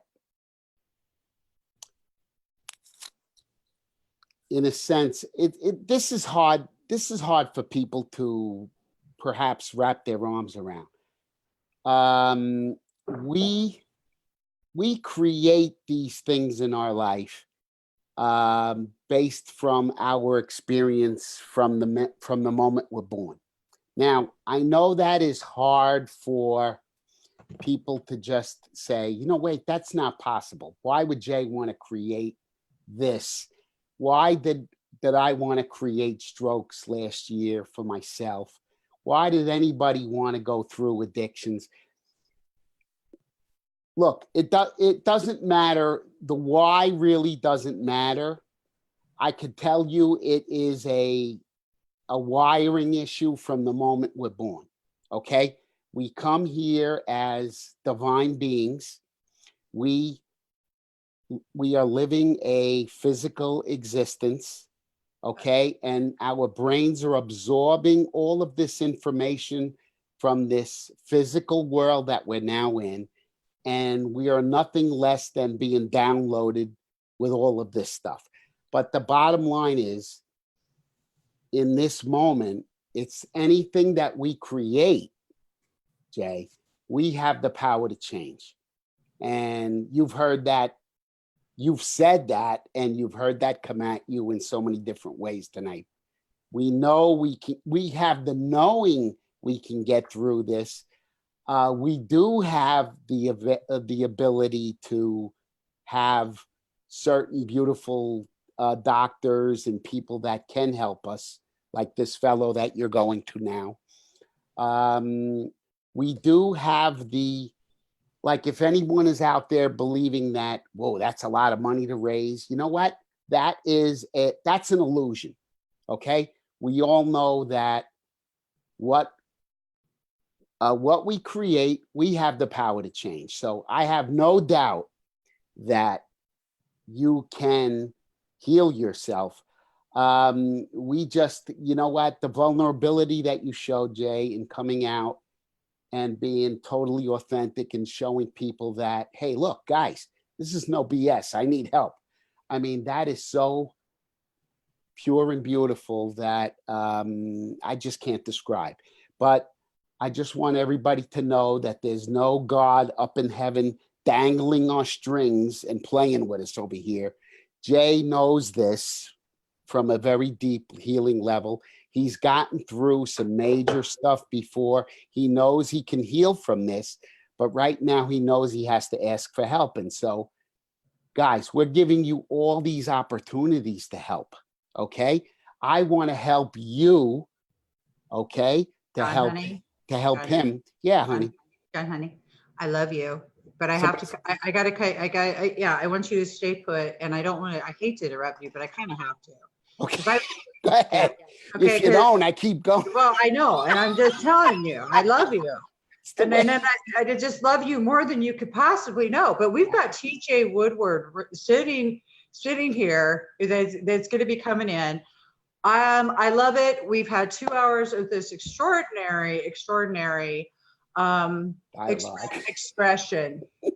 and everything. So for everybody that's in the chat, I have seen you guys. I've been watching you, but we're going to take a little bit of a shift of direction now, and we are going to bring TJ Woodward to the stage, and we're going to bring him on. Oh my God, you guys, conscious recovery, the man himself, TJ Woodward. Let's bring him on, and we are going to dive deep, and Christopher's going to be sharing some awesome stuff. And TJ, how you doing, TJ? TJ, yay! Hey, now you can hear me. Hi, We can TJ. hear you. Hello. How are you? The expert is in the house. I love this so much. TJ, I want to take a moment to welcome you back to Spirituality Gone Wild, to tell you how honored and blessed you're here. John Fiore, which he just disappeared for a minute. We've got Josh Richter. We've got Jay Rothman, and Christopher. So welcome. And actually, the beautiful part about this is that all of us sitting here have dealt with addiction at some point or time in another. The audience that's on right now, they've been holding tight through the last 2 hours of us having a little marathon mini Spirituality Gone Wild fest. Yeah. But Jay. I'm loving this. So I want to just really, first off, say, we could all just kind of join in. I sang happy birthday before, but this time you guys can help me. It was his birthday 2 days ago. Ah, no way. Happy birthday. Yesterday. Was it yesterday? Oh, wow. Oh, 29th. happy birthday to you. Happy Birthday to you. Happy Birthday to TJ. DJ. conscious recovery. Woo! Happy birthday. Happy birthday to you. To you. Yeah, that was really sexy, guys. We did great. And many more. Woo! It's so Okay. nice to meet you, TJ. Thank you. You too, Jay. Thank you so much. I'm honored. Absolutely. Same here as well. I know we haven't met, but we've been on a path to meet for a while. Yeah, absolutely. So here it is. Beautiful. This is the moment. Debbie, thanks for bringing us all together. This is great. I'm loving this right now. And I'm loving this because Christopher has some great testimonies to what he's been doing here with his journaling and with the book. I wanted just take a moment and have you share briefly about what conscious recovery is and your work. And then I'd like to open it up with Christopher sharing about what this work has done for him. And then all of us, let's get some questions ready. In the audience, let's get questions ready, especially us here on the panel, because this is a really awesome, unique opportunity. I want to mention to you, TJ, that Josh knows Denise Klein that's at Milestone Recovery. That's where I went. That's where you went. Milestones. And I love that you two are meeting right now. And the reason I love this is that because this can facilitate This can facilitate TJ meeting Denise, because Yeah. that just needs to happen. Totally. I mean, so TJ, Josh, I TJ. believe we're already connected, right? On some social media, I'm sure. I'm sure. Yeah, I'm gonna have to take a look. It's if not, yeah. Oh man. Today, and I'm like, oh, we're already connected. Okay. But you know what's Love badass? it. Love it. Okay, well, let me tell you what's badass here. You know, I haven't mentioned it the entire time, but you know, TJ, Josh is also a TV producer, and he's a radical one, and he's amazing. He's Ship for Brains is his book, Yeah. and he's right, TJ. I mean, seriously. And then this John Fiore, he's our EFT specialist in the house. And Jay Rothman is an extraordinary healer. And he's, as you just heard for the last couple of hours, this is just absolutely wow at this moment. And I'm so excited because I love connection. It excites me. Yeah, you do. I really do. And you too, I did create a message for the two of you. So I'll just have to do that. Yeah. Okay. TJ, what is conscious recovery, and why are you doing this? Well, let me start by saying I'm just coming off of this really great high from today. I'm in Santa Cruz today, and I was with the whole clinical team at the Camp Recovery Center. 50 people in the training today. So it was extremely powerful. Day one, I walk in and I tell them this is what conscious recovery is. This isn't about the curriculum on day one, it's about the inner curriculum. So we spent a day really exploring what it means to hold space for our clients, what happens when we have biases that enter the room, how we can do our own deeper work so that we can actually be a field of presence. We talked about the quantum field, we talked about the observer effect, but mostly we really experienced with each other what it really means to hold a space rather than using the old paradigm, which is, you know, I'm the clinician, the counselor, the therapist, I have the answers. There's a powerful process we do that I call I, it, I, thou. The instruction is very simple. Whoever's playing the role of the counselor, first time through, takes the role of the it. I am it, the counselor. They view the person they're working with as the it, the patient or the client. They have this conversation, and then I ask them to pause, shake that off. And then the second time through, using a Pema Chodron quote, talking about compassion really being our shared humanity. Then we do the exact same scenario. And the instruction is profoundly simple, and that is view this person in front of you through the lens of the oneness that we are, looking at them through the lens of spiritual wholeness. Notice what gets created. And it's so powerful because we can talk about this right now. I can describe this, but watching people experience what it feels like completely non-verbally to be viewed as someone that is broken, someone that is damaged, or being in the place of being in front of someone that's supposed to have the answers. So it was so powerful. It was a 7-hour day, and I'm just coming off of that feeling extremely grateful. I know that didn't answer what is conscious recovery, but that at least points to it. Oh my God, I'm just like, I'm in piggy heaven right now. I mean, Josh, I see your smile right now. Josh, your smile. I mean, this. Yeah. Seriously. I know. Beautiful work. I mean, so not the norm in so many beautiful ways. Doesn't it just tickle you pink? Oh yeah. Really, conscious recovery, and this, you know, sort of the same thing I say about it that really describes, you know, very succinctly what it is. I have been working in the addiction treatment field for 12 years. I've been in recovery myself for 33 years. And I recognize that most of the modalities are looking for what's broken and how we fix it. And something is useful about that to a certain extent, but ultimately, conscious recovery is also offering the possibility or the question, what happens when I look at someone through the lens of spiritual wholeness rather than looking for what is broken? And we know now that the observer has a profound effect. And if I'm looking for what's broken, there is a higher probability that that's what gets created, and that's what we focus on. So it's a profound shift. I'm really wanting to shift a lot of the language, but more than that, I'm really recognizing that life is energy, and the energy I bring into all the work that I do, whether that's individually, in a group, writing a book, creating a workbook, it's all through the intention that each human being, each spiritual being has innate wholeness and the ability to heal. I don't need to fix anyone because they're not broken. Exactly. I love that. Thank you. Yeah, and to a hammer, everything looks like a nail. Yeah. You know, I mean, and that's so. Yeah, if you are coming at a life challenge looking for a problem, you'll find one. You know, none of us are perfect, but yeah, it's not a problem, and it's not, we aren't broken, flawed.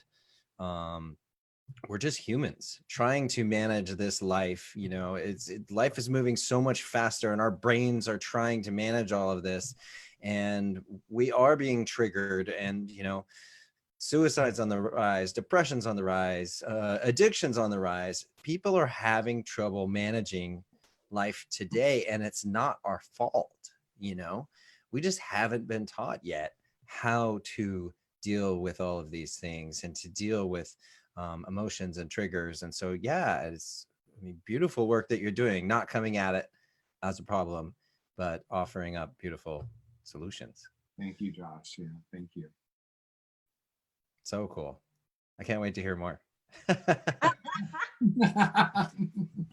This is so passionate in this space too. It's like, because yeah. Yeah, we're on the precipice of great change, right? And what we recognize is that what once worked can still work for a certain group of people or a certain percentage of people. But to be really blunt, we work in an industry that's proud of 15% success rate. And I think we can do much better. So I'm not in conscious recovery. I'm not saying that I have the answers or that this is the one and only modality, but it's just another offering, another way to reach more people. Some people resonate with 12-step or with refuge recovery, or they work really well in therapy. We're just offering another possibility here.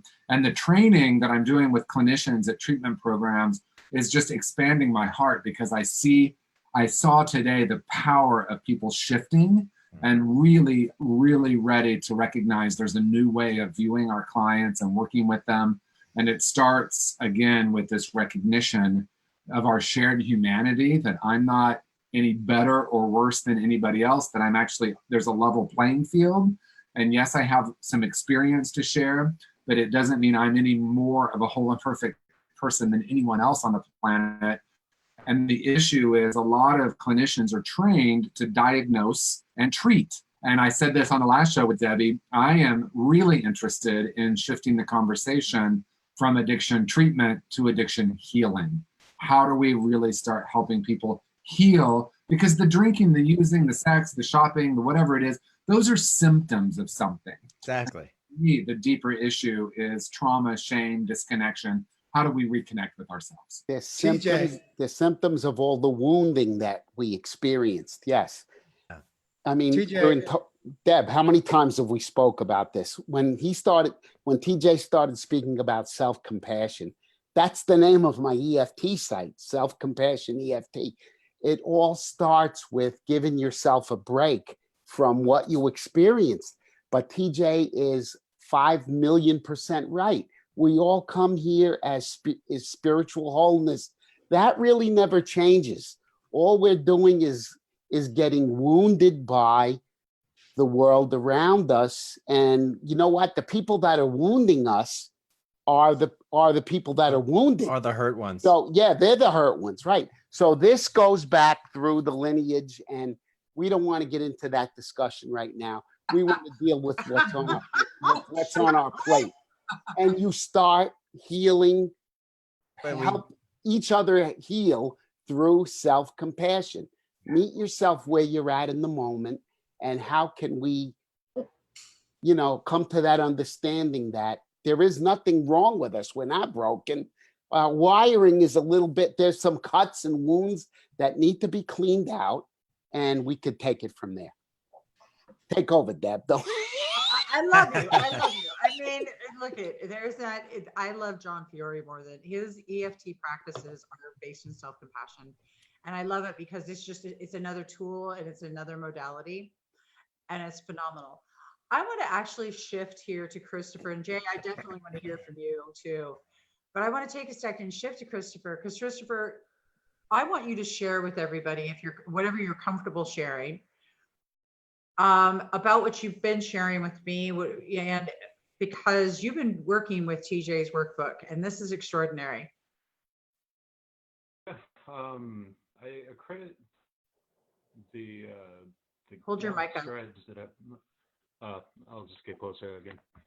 I credit all of the gallant strides that I've been making in my path to self-recovery, to healing, to both Jay Rothman, who is my mentor, and also TJ Woodward, because your book has really helped me so far.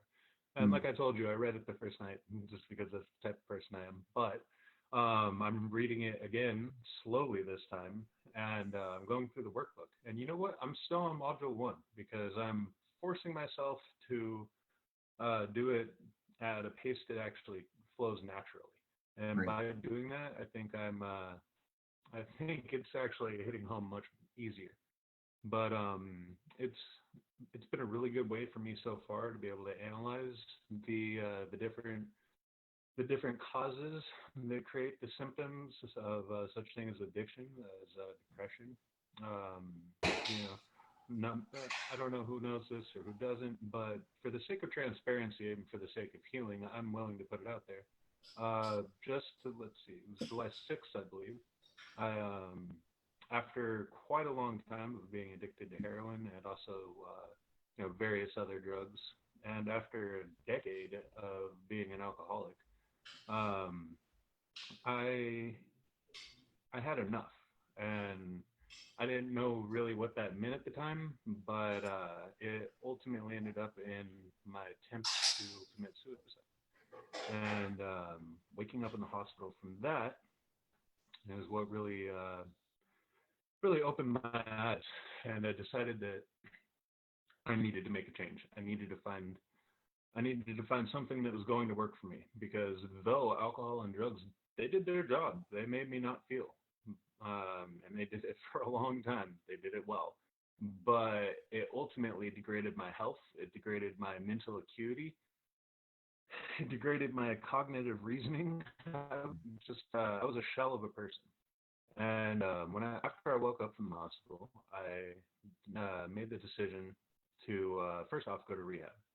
And I'm going to ATS. I'd just like to give a shout out to them, Addictive Therapeutic Services in Metro Mirage, because they gave me a really safe foundation for this journey to actually begin.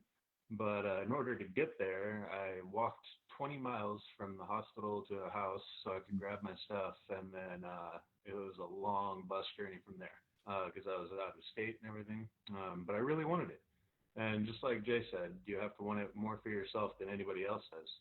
And I think I was truly at that point, and that's why I'm latching on so well to these different ideas, these new ideas to me. And the concept that I'm not broken, I've just got some shit that I need to work out, that resonates perfectly with me. And basically the great thing about the book Conscious Recovery so far has been that it's been helping me to logically and rationally break down every aspect of my depression, which is my huge thing. Depression and either a result or a cause of that, shame. It's just been my biggest thing in life, and learning to work past it, but more than that, learning to actually think about it, because you can identify it, and then most of us just shove it down. And that's certainly what I did. I would do whatever I could to not think about it. But now I'm learning. So once you identify it, you got to analyze it and then process it. And it's hard to do, but man, you feel so much better after. And I went from a very hopeless homunculus of a person to now somebody who sees hope, somebody who is truly happy. And I've come to realize that if there is a meaning of life, it's to find what makes you happy. It's to be happy. It's to be whole. It's to be who you were before the shit show of life just piled up around you and you built all the defenses against good and bad alike. And as Jay puts it, coming back home, it's important. The only way to be whole is to find out who your true self is and meld yourself with it. And once you do, you see everything in a different light. And it's true happiness. It's really quite amazing. You know, it's not something I've ever really felt before. So I would like to I'd like to thank you both. But TJ, this is your hour. So specifically, TJ Woodward, thank you very much for the extension of your book and workbook. They have been tremendous for my self journey. Wow, thank you so much. I mean, nothing could be a bigger honor than to hear your actual experience.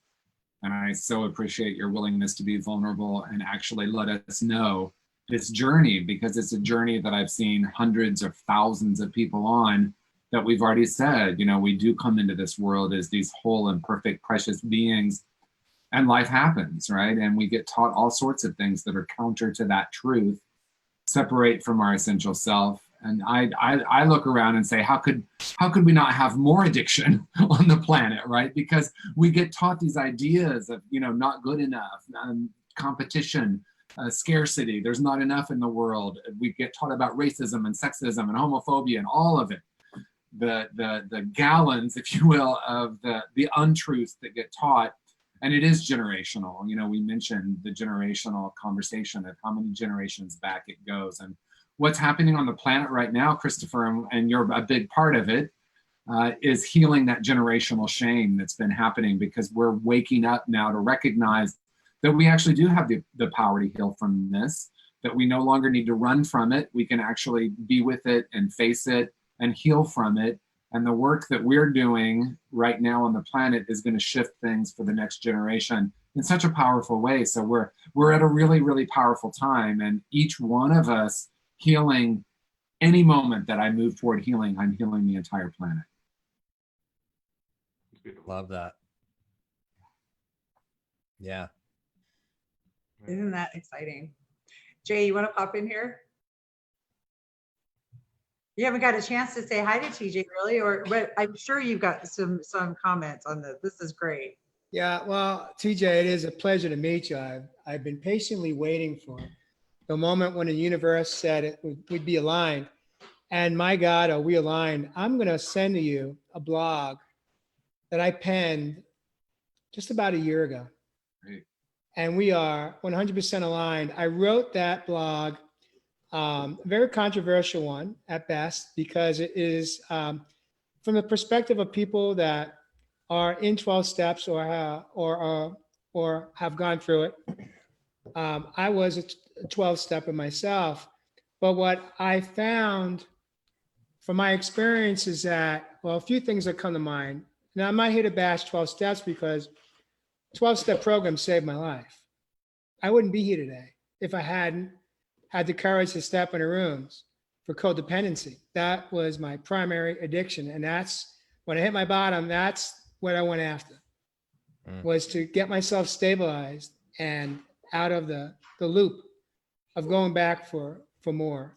And so what happened for me was that at some point I hit a plateau, and the 12 steps are beautiful. They stabilized me. They gave me the courage to learn how to set boundaries and change my behavior and my addiction. But at some point, I needed more. I needed more than the 12 steps of recovery. I needed the second 12, the 12 steps of healing. And I talk about that in a blog. The program doesn't have it. It's one of the few programs, organizations that I am aware of in my lifetime that has not truly had drastic amendments or changes to the program. Even the United States Constitution has had 27 amendments over the history of the United States. But yet we have 12-step programs that's based on fundamentally on the founding fathers of AA. And that program, I believe, was founded about 70 something years ago now. I may be off. But what is it in our life today that we live in that still has had what I'll call rigidity in its ability to change with new knowledge, new information, new studies, new research that can then perhaps improve the likelihood, the statistics, the research that shows less than 15% of people that go through rehab or programs or in AA remain, I think, sober past the 5-year mark. The numbers are very low, but yet it's the best we offer globally today. At least that's what the belief system is. And so I welcome you into my life. I welcome you into the community of Spiritually Gone Wild, being able to bring forward alternative options for people that may be able to get what they need out of the first 12. But at some point, to have the ability either to do a hybrid or to look at other programs like what you have developed that may be able to bring people more than just remaining sober and in recovery. Because what bothers me about the 12-step programs for me personally, and I've been in more than one 12-step program. I was in SA for sex addiction. And I raised my hand and I said, my name is Jay, and I am a sex addict. And you know what? That worked for a little while. But after a while, I was done with it because that became who I was. That became my identity. And I do not welcome that for myself or anybody else. I believe that once we have had some recovery under our belt, it's time to go in a high gear and start looking inward and figuring out, working with a mentor, a coach, a teacher, somebody that understands that it's much more, that the addiction is not the problem. It is the symptom, as you have eloquently shared tonight. And therein lies such a great opportunity for people to heal and to be able to watch Christopher walk through the process that he has walked through. Just less than 4 weeks ago, he was 5150 in the state of California, having a suicide attempt of sorts and a drug overdose. And to be able to step in today and participate in a forum, in a panel with like-minded people is incredible. It's beyond a miracle, but it's not a miracle. It has nothing to do with miracles.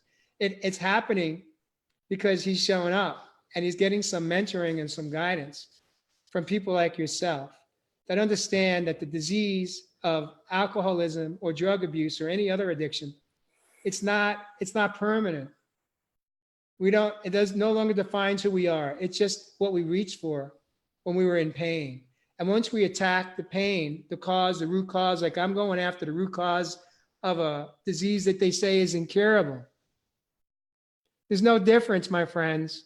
Once I determine the root cause of my disease, of the disease that's impacted my life, I will in fact be healed.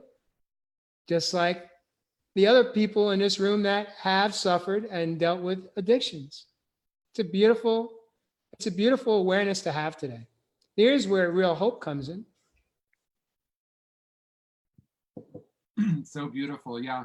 And just, to add to that too, yes, in the same way 12 steps saved my life. And I want to just speak really clearly that conscious recovery isn't even an alternative to 12-step. It's just another tool. And as a matter of fact, you're speaking to probably the largest group of people that are really resonating with conscious recovery are people that have been in recovery for a while and that are looking to go deeper. When I do the trainings, it's the counselors, I think, that are the most excited about doing the workbook, maybe more so than the clients. But of course, I also recognize, as Christopher is having the experience, that it's also for someone that's really in the process of moving out of an addiction. So I just, I want to just echo what you said, that it's really important that right now we are in this great evolution that's happening. And there are many of us now, and I'm not surprised that you wrote the blog and I'm writing the book and we're all doing this simultaneously, because when a time comes for something powerful to show up, there are many of us that are in the same language and in the same energy. That's how consciousness works, right? So Yep. I'm not surprised at all that many of us are having this very, very similar conversation right now. Not at all. And I've been, yeah, it's funny. Mine too was I've of course been to the 12-step programs and been through them. And, but for me, the last 3.5 years, I felt a different pull. I felt a different need. And I felt that, and it was kind of my own way. And I found neuroscience and I found, the reframing, rewiring of the brain, all of that stuff spoke to me as truth. And as, you know, this was based in hard science, and I could rewire my own brain through repetition and through different practices, and I could keep myself powerful. And I'm bipolar. So that was what I was, you know, that was what kept my mind racing at such a fast pace, and why I had to numb was because I was just looking for peace, you know, between my ears, to just silence from that George Carlin that we talked about earlier, that barrage of negativity all day, every day, that, you know, through a failed business and financial pressures just got louder. And yeah, Chris, and my lowest low, right before going back through recovery a third time, I stood on the 6th floor of the Sony parking garage here in Culver City, ready to leap, to silence that noise and that deep pressure. And so, yeah, it's powerful, and no amount of will. I mean, I did 10 years of success seminars, and there I stood, you know, on the Sony parking garage, wondering how could someone who's made a good life in TV, how could I end up here at this place where, like, that was the best option? And it seemed like a logical option, to just have silence and have peace, and to finally just be rid of all of that negativity. And so, yeah, it's those patterns that become habits and become, you know, they're dangerous, and they sneak up on you, and over time they grow. And so having a conscious recovery, and watching your thoughts and your behaviors and your reactions, and consciously choosing new, you know, for me as a bipolar, what I work hard at is creating space between my thoughts. And what gives me that space is eating well, good sleep hygiene, and taking care of my body, doing something active. And so those are 3 things that I know give me that space between my thoughts. And even if it's a fraction of a second where I have choice, and I can choose my reaction, or I can choose to reframe a thought, that's all I need. And in that microsecond is all the power I will ever need in my entire life. And so that's what I fight for, is that precious, precious little space where I can choose.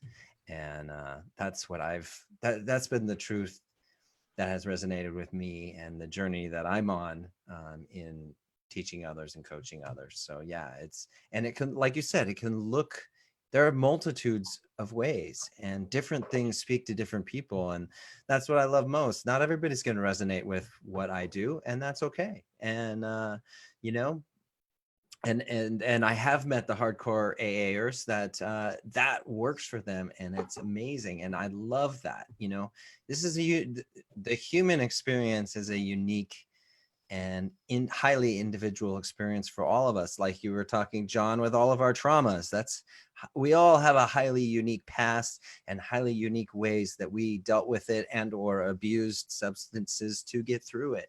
And so why couldn't our recovery be highly personal? And I encourage anybody to take nuggets and bits, whatever speaks to you, whatever resonates with you and feels good, and really just gets you fired up. Run with that. I don't know. There's my soapbox. I love that. I loved that. And I love all of the input that we're getting here. You know what, TJ? What I experienced was watching Christopher and how he exercised the progression of cleaning his 4 rooms, and how, and Christopher, this was rad the way you did this. Are you there? Are you Froze frozen? up. Did he He's frozen. freeze? Well, I guess he's frozen. Christopher. Just told me he's not going to be cleaning any rooms. Okay. Well, anyway, we have, Christopher just won the no blinking contest. Right. seriously, that was really. You can come over here, baby, and take over. Anyway, you know what, TJ, I want to expand a little on. We've talked about the 4 rooms before, but let's go ahead and go over, for those that haven't heard, what the core teachings are of conscious recovery. Then let's talk about, well, whatever naturally flows next. But let's talk about the core. Yeah, so I can start with what you're speaking to, which is the 4 rooms. And it's an Indian proverb that says we're a house with 4 rooms: physical, emotional, mental, and spiritual. And so when we have a conversation about really anything in life, but in this case about addiction, we recognize, or I recognize, that there, of course, are physical components, emotional, mental, and spiritual. And conscious recovery is really looking at the spiritual and emotional rooms mostly. Part of that, honestly, just to be transparent, is I wanted to offer a bit of a disclaimer, because I recognize that I'm not a doctor, and you're all really lucky that I'm not a doctor. Let's put it that way. So there are physical aspects, there are mental aspects. I recognize that. And as we've already discussed, there's not one answer. There's not one answer. This is what addiction is. This is the one cure for it. So I started with that as a disclaimer, but then quickly recognized the power of looking at recovery through these 4 rooms. So one of the groups that I facilitate and that I train clinicians on is to really ask clients to kind of brainstorm what lives in those 4 rooms, and are they spending some time in each of those rooms every day? So we can look at how the addiction shows up, but much more important than that is, what would recovery look like? You know, you spoke, Josh, you spoke to the physical aspect, you know, taking care of our bodies. You can offer me some coaching on that, Josh. I've been kind of not so spending so much time in the physical room lately. Well, you've been busy. Birthday, so I have to like look at my body and say, okay, let's get back energized. But to recognize that, you know, we most of us feel comfortable in 1 or 2 rooms most often, and we might kind of neglect. And as much as I'm joking about the physical room, that's the room that's been the most challenging for me. Oh, who needs to pay bills? I'm busy doing all this spiritual work, you know? So a lot of our clients might live in the physical and the mental room, or they might live in the mental or the emotional, but a lot of them haven't really explored the spiritual room. And to be clear, what I mean by spiritual is that reconnecting with the essential self. That's really the simplest way to say it. What is my true nature? As we've already said, we come into the world with that. This isn't about attaining or seeking spirituality. This is about returning to who and what we are. So Yeah. In conscious recovery, it's in 3 parts: the roots of addiction, breaking the cycle of addiction, and then the third piece is a return to wholeness. How do I return to that place? And as Christopher talked about, happiness, peace, these are choices. I think maybe Josh, you talked about power. There's a chapter in conscious recovery called Owning Your Power, right? Because the conversation about powerlessness. Yeah. But the truth is, I know in my own journey, and certainly with a lot of clients, we've also given our power away. Yeah. Yeah. Through the belief in our own brokenness. When I believe I'm broken and I'm damaged, I'm going to look to someone or something to try to help soothe that. That's how we get addictive relationships. That's how we gamble or have sex or whatever it is to try to manage this. And conscious recovery, the only symptoms, nothing really changes ultimately, right? We need to get down to the deeper root causes, and the causes that are those deeply held core beliefs or core false beliefs we have about ourselves. The addiction is trying to manage that. So conscious recovery offers a way to get back, take a look at that. How do we dismantle that, live beyond those stories, and then return to that place of wholeness? So cool. So cool. I love that. And yeah, it does take you know, the hard part is creating, I think, that pause, like you were saying, that moment in time where you are sober and allowing for the mind to come back. Because I know I had wet brain and I wasn't making the, you know, my memory was foggy and I wasn't sharp and crisp like I once used to be. And so making those healthy decisions, and healthy choices for yourself in the very early stages of recovery is a challenge for sure. And not just because, you know, getting being sober and going, you know, and getting days under your belt, not because that isn't hard enough already, but yeah, you're actually dealing with physical aspects of your body. And like you, I mean, you know, Chris, I've heard that the physical withdrawals from opiates are just awful. And so to have those physical elements stacked against you, and yeah, you're right, Jay, the success rates, I mean, well, they say what, 10% of people who need help actually get help, and then less than 10%. So there's 1% of the population that's struggling that actually makes it into a successful recovery. And I do believe that through, I mean, other ways we can up those percentages for sure. Yeah, and one big piece that stands out as you're talking, Josh, is this idea. The old paradigm is you have to really hit bottom. You know, that's the conversation.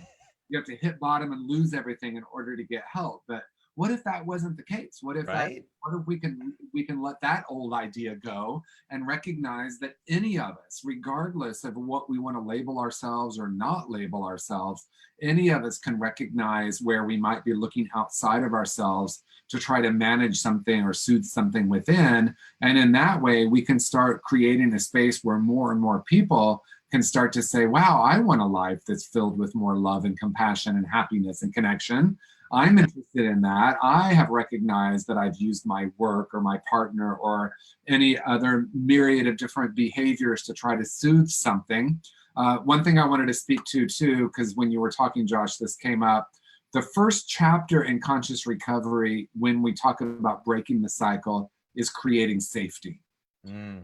It starts, I think, with external safety, but ultimately what I heard you talk about, and Chris for sure too, is this internal safety where it's safe for me to be with myself, you know, and that's that space, right? The racing thought keeps me from having to experience what's really happening.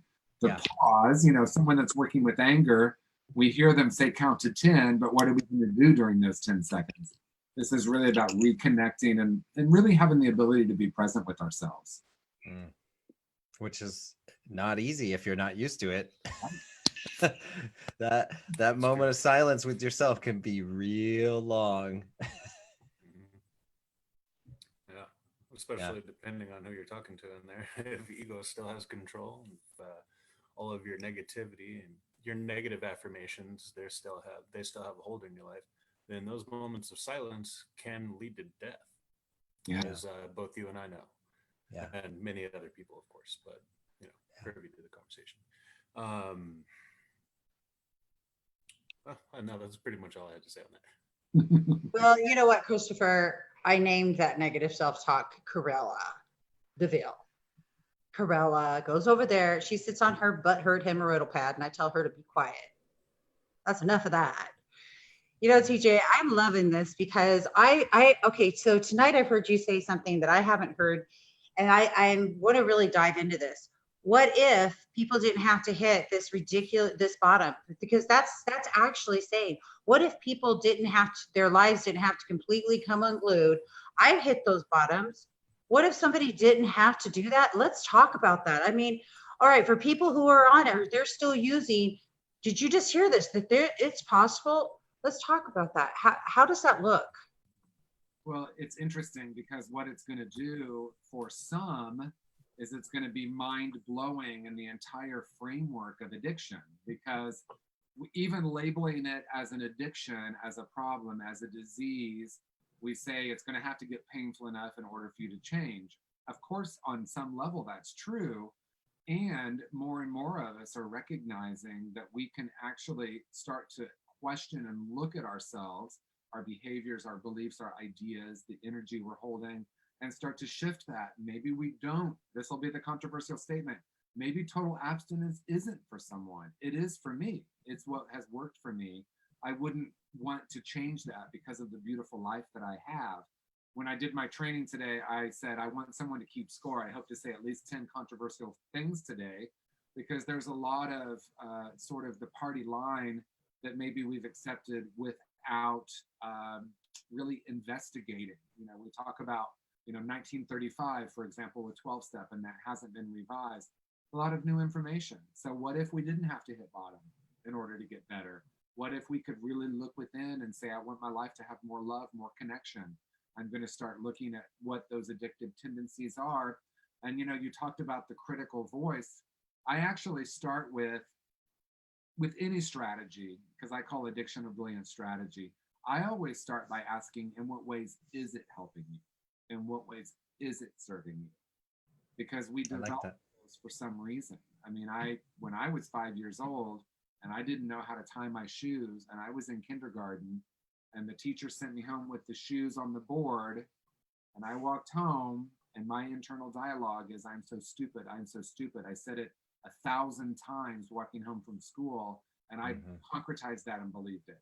Yep. So to start with, in what way is it working? Like, how has believing that I'm stupid served me, right? How I like that. All that I built around my heart did protect me, as Christopher said. The issue, though, was it also was protecting me from love and connection, which is ultimately what I wanted. Yeah, it starts to become a disservice. Yeah. Yeah. I hope everybody heard that. TJ just said that's where he learned that. That is like the core essence of everybody's work in this room. Okay? We go back to the times where knowing that we came here whole and divine, and that we learned that we were stupid, we weren't good enough, we can't speak up. I mean, these things play out in our lifetime down the road for us. And so what we're doing is really unlearning all of the crap that we ingested, and we're getting back to our wholeness, which really was there all the time, that we just we weren't in touch with it, if that makes any sense. So Yeah. we can go at this in a million different ways, but it's all search for the truth, isn't it? Yeah. This is what each of us is speaking about. We're getting to the truth. What is your compassionate truth? Where did you learn you're not smart enough? Where did you learn you're worthless? And this is the core stuff that we all understand that we got to go after. Where we're at now has an energetic birth, okay? And so the more we can take that stuff apart, however you choose to do it, and I'm hearing a lot of beautiful stuff here, and I'm really, really in gratitude for hearing all of this now, because I feel we're all on the same page. I've had discussions with Debbie about this stuff, and certain coaching programs didn't really gel with me unless they addressed compassionate truth. Okay. And so everything I'm hearing from each of you in this room tonight is vibing with that. So that's why I'm still here, guys. And I appreciate each one of you for speaking your truth in such a beautiful way. Amen. Amen, John. Thank you for sharing that. A couple of thoughts that come to my mind, TJ and Josh and Christopher as well, is, well, one of them is that we're talking a lot about the person who is in the throes of addiction. But if you're on the other side of the table and you're witnessing a friend, a relative, a loved one, that your perception is that they may be drinking too much or doing too much drugs, and it's gotten out of control based on your own perspective. As a professional today, TJ, what would you suggest the person who's witnessing and watching it, how can they be of service to a person, a friend, a relative that they are concerned about? what is a healthy way? Mm. There's a lot to of handle it? language that I'm really aware of, right, in the sort of what we call the recovery movement. And kind of classically, we would probably the classic answers, because I want to start with that. The classic answers would be, I need to set boundaries, right? I need to set boundaries and be clear, set a boundary with you.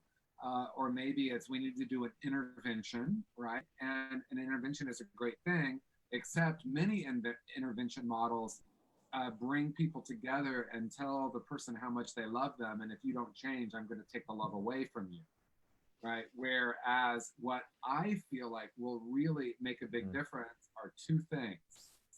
One, and this may not be what the person wants to hear, do my own inner work, right? Am I focusing on the other person and thinking that they need to stop drinking? Do I really know that? Is that really my business? Now, if it's my son, my daughter, my husband, my wife, I'm not saying it's going to be easy. But the second piece, and I'll bring John's language into it, is the compassionate communication. And compassionate communication is authentically let someone know this is what I'm experiencing when I'm in the presence of this. I'm witnessing this, and this is what I'm experiencing. There's something really powerful if I go to someone and say, Debbie, I'm noticing this is what's happening, and I feel absolutely terrified, sad, and I have no idea what to do, right? Yeah. That's going to open up some kind of communication that's going to be really different than me looking at a person's behavior and commenting on that behavior. So obviously a model like NVC, nonviolent communication, is really great, but it needs to be beyond a formula. It needs to be a way of being, right? So nonviolent communication is a great practice, and sometimes it gets utilized as a formula. Josh, when you blank, I feel blank. But what we really want to do is look at the invitation of like, what's happening with you is happening with you. What I'm experiencing is 100% mine. Yeah, and I can't comment to that at all, or you can't argue with that. You're allowed to feel how you're allowed to feel. Yeah, and hopefully it opens up an actual. Holy shit! Boom! I love this. Oh my God. Yeah. I like what I heard, TJ. One of the concerns I do have though is that a person who may be drinking too much or using too much is already in some significant pain. Yeah. And when a loved one or a friend approaches them, even with compassion and love, there may be a tendency, from my own experience, for there to be some very, very quick defensive posture to come at and deny, say, I don't think I have a problem. They're not just going to cave in because you came to them from a space of love a lot of the time. Some may work that way, but I think a lot of people that are in that moment, the throes of addiction, are going to tend to be somewhat defensive. If that is the next part of this communication, what now? Well, so if I am saying to someone, okay, so here I'm gonna take us on a little bit of the advanced course, if you're willing. Thank you. If I go into the conversation hoping they're gonna stop drinking, that's my inner work before I approach them, right? And again, it's not easy if it's my son or my daughter or my partner or that I'm not saying that it's easy, but just like working with a client, if I have a perspective that they need to get something, I'm already in a challenging situation, right? When I go in as a field of presence, so if I go in and honestly share with you what I'm experiencing, the chances of someone being defensive are much less, right? So I'm not going in and saying, I'm concerned about your drinking, right? I'm going in and saying, most likely we've talked about this before. So I might come back and say, I'm just noticing myself feeling really sad right now, or feeling really powerless, or feeling really frustrated, and I don't know what to do, and I love you. Mm-hmm. That can open a door. And yeah, someone might get defensive. And then I get to name my emotional response to that. Christopher. you're processing these the conversation right now. I'm curious. What was, well, I don't know. I didn't say what's your own experience with that, of being on that side of the table? Is there, do you think that there was anything that anybody could have done over the 10-year process that you were in a cycle that could have shortened your years, your decade of using, that perhaps we could all learn from? Because we've all been there. We are there all the time. We witness people that are suffering. Perhaps, but at the same time, it was something that I needed to get to the space where I was ready to absorb it by myself. I don't know. With the type of mind that I have, it's pretty strong. And when I find an idea correct, I typically stick with that until I can prove to myself otherwise. And when I was pretty deep in alcoholism, especially, I was bullheaded. I wasn't going to listen to anybody. I had to be able to listen to myself first, and then from there, I was able to take on new ideas. Actually, I love that, and I'm going to just jump in and add this to the mix. In my own experience, as hard as I consciously in the last couple of years had attempted to not shame, I still found myself doing it, even though I attempted not to. But finally, it was when I just showed up and compassionately reminded them of their greatness, even when they weren't feeling great. And Christopher knows that and I wasn't perfect with it, but it was a learning experience along the way. When we ask, how do we reach a loved one? Well, I don't know that I want to be attached to how that happens. I think I have to be more not attached, and to remind them of their melody and remind them of the things about them that are beautiful, the things about them that are wonderful. You know, life, we spend so much time focusing on what isn't instead of what is. And it just didn't work. And so just the negative approach to your loved ones in the first place. And also, it's also judging their life and judging their existence. And if you're doing that, in my experience, it probably means because there's some truth for it for yourself. And thinking that you need to save the world is bullshit. It just simply means you're not willing to look at your own self because you're distracted. And reminding people of their melody. If I had to encourage anybody, and I know actually we have a question on here that's talking about adolescence and talking about,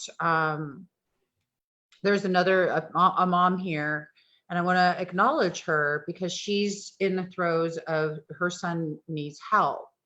And what's funny is I didn't know that this question was asked, but now it has been.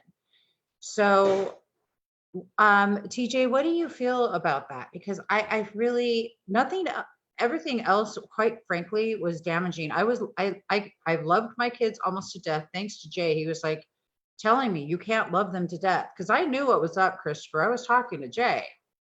And Jay was like, he was the one telling me, you know, you've got to have to let go. You can't love them to death. And I'm like, okay, I get this. So look, they've been through my shit. I've been through their shit. They rock. And even when they were in their shit, or no matter what it is, they still freaking rock.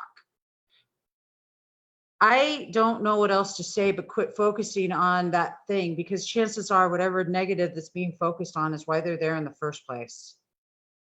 So I encourage people to get in and to dig deep and remember their true compassion for a human being, and understand that the symptom of addiction is coming from a space of pain and ouchie, and we need to hold them. So TJ, what do you think about that?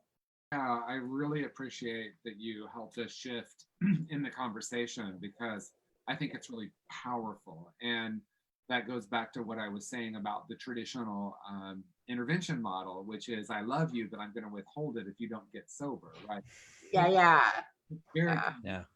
there's a tribe, and I love stories, but I'm not always great about knowing its actual. Oh, that's right. There's a tribe. It's either in South America, it might be in Africa, but Yeah, it's in Africa. it's in Africa, and it's an ancient practice. If someone commits a crime in the community or in the village, they put the person in the center of a circle, and every person affirms all the wonderful things about them and all the wholeness about them and all the love they have for them until that person has a shift. And that's really what we're talking about here. We're really talking about recognizing, I want to recognize for myself, do I have an energy of making them wrong? Do I have an energy of looking at them as broken in some way? What are my own judgments about this person, about addiction in general? Can I hold a space of love?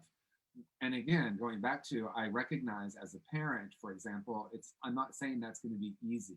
So get the help and the support, but ultimately, we're only creating more of the problem when we come, because nothing could be truer and less useful than you should stop drinking. Right? We're all No joke, man. Yeah. And so holding the space of wholeness, holding that space, that energy really does help someone to shift. And then the other piece that I want to just add is sometimes the person closest isn't the person that can really help. Because we have a lot of hooks, right? So sometimes mom's not the best person to help because I have all my mom buttons, right? So that's another possibility. It does take a village sometimes to bring people in that can hold that love energy for the person instead of the judgment. Yeah. I want to bring this question up in the audience because we're coming up on the hour here, and I know you've had a long day, TJ. So Nikki asked, could this also be applied to aiding our adolescents to not turn to addiction? In other words, can they use this program with children and start implementing this with them now? Yeah, we're seeing, in my estimation, and I don't want to be the old person saying what's going on for young people, because the number one thing that we can do is ask our young people what's going on instead of telling them what's going on, right? What is happening for you? It's so powerful.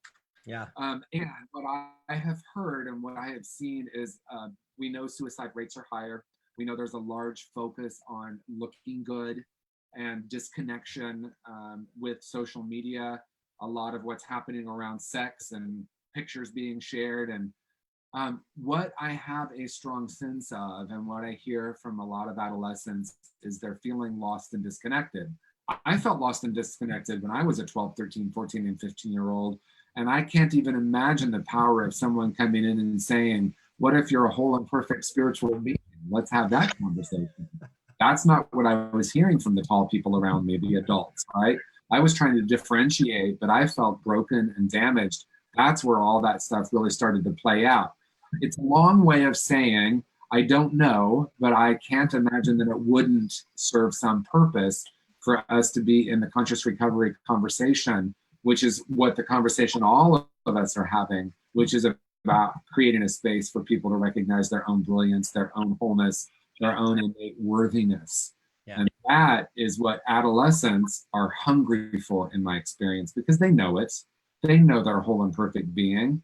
And most of them are closer to remembering that. You know, some of us who are a little bit older, having just had my 54th birthday, you know, I'm further away from that remembering. I'm further away from that. But it's taken me my spiritual work to go back to remembering that. Adolescents are really honest. They'll tell you exactly what's up if you ask them. Love that. Beautiful. TJ, I love everything that you just shared. This conversation has been so beautiful. Debbie, you brought it back home. Once again, you know how to do that. You do that well. I want to thank all of you for inviting me into this portion of the show, because this is a topic that's so close to my heart. I was one of those people that had my own addictions, but I also was, I had addiction outside of myself. And I know today that I spent so much time focusing on the other person's addiction, thinking that they were the problem. And it wasn't until I really woke up, that I understood that their addiction was their addiction and I had my own. And my addictions weren't my problem either. my problem was that I had a wounded soul. I had a wounded inner self, childhood wounds that had never been healed. And life's different today because once I understood that, and I understood that I needed to stop looking at someone else in my life as if that person would just get sober, if that person would just do their work, I'd be okay. Yeah. And the reality is that if they had done all that, we still wouldn't be together because I wasn't okay. I needed to do my own work. I needed to show up. And so many people I met in the rooms of Al-Anon specifically, come into the rooms like thinking like, well, why do I need to get fixed? I'm not the one with the problem. I'm not the one who's drinking a bottle of wine or a bottle of vodka every night or whatever the heck they're drinking or doing. But that is the truth. And you nailed it tonight. You nailed it. If we're in a relationship with someone in any capacity that is in our life, that is misusing some type of a addictive behavior to self-soothe, then we're part of it. And we got to look at our own behavior. Why are we in it? What was our attraction? Amen. Right? Yeah. Our codependency, yeah. And I know this could be a whole other show, so maybe I'm just introducing a teaser to our next time together. Can't hear you. Can you hear me? No, just a teaser for our next time together is how do we actually heal these childhood wounds, because it's not a cognitive process only, right? So yeah, we unlearn, yes, we reframe. Ultimately though, those beliefs and ideas are a frequency we're holding. My 4-year-old still believes it. So my 54-year-old can't talk my 4-year-old out of that. This is about getting back, creating a safe space to really integrate and let that 5-year-old that felt stupid carrying those shoes, let them actually feel that instead of going into the story. So that's a whole other conversation, but I wanted Oh my God, I love it. Oh yeah. I mean, the toxic shame and it took me 3.5 years to figure out sobriety in a mentally healthy way. And it took me another 3 years to figure out that the root of a lot of it was toxic shame. And that's a whole nother chapter. Loving that little kid, loving that little scared little boy and telling him what he needed to hear. And that work, wow. I mean, and it's not super challenging, but it's divinely incredible, the results, at how you can just flash back into your current life now and change things in an instant by telling that little you what you needed to hear. I want to take a minute and want to celebrate each and every one of you. Gentlemen, you are the paradigm shift. This is it right here. Vulnerability, authenticity, and transparency. And I commend all of you. Christopher, I love you. You rock. I don't even know what to say. I know, roll your eyes. You guys saw he rolled his eyes at me. Did you see? It's caught on camera now. You know what? Seriously, I'm acknowledging all of you though for the work that you do, for how that you show up. But really, I invite you to just be in gratitude for your own being right now, compassionately. Just this entire experience right now. What a miracle! That not a miracle. Yes, however, what term we need. Word. It's caught on camera now. You know what? Seriously, I hear myself. I'm echoing. I guess I needed to hear that twice. So, okay, everybody, to get a hold of you, TJ, how does everybody get a hold of you? Very simple, tjwoodward.com. tjwoodward.com. Got it. Daily inspirational quote. You can sign up on the website. I'd love to connect. Let's keep this conversation going. I love that. If anyone needs help, okay. John Fiore, how do people get a hold of you? Sorry, Deb, I was muted there. Everybody knows where to get me. You hear me? Yeah. Okay. either through Spirituality Gone Wild or my Facebook page, John Thaddeus Fiore, or my website, johnthaddeusfiore.com, which Christopher created for me. So very easy to get me. You can message me on Facebook and really easy to get me, Deb. Yeah, I know, because I got you. Josh? You can find all of the links on yourmentalbest.com. Love it. Jay? Jay, did the GoFundMe go? Did you get approved? Jay? Did we freeze Jay? Here's I see him blinking.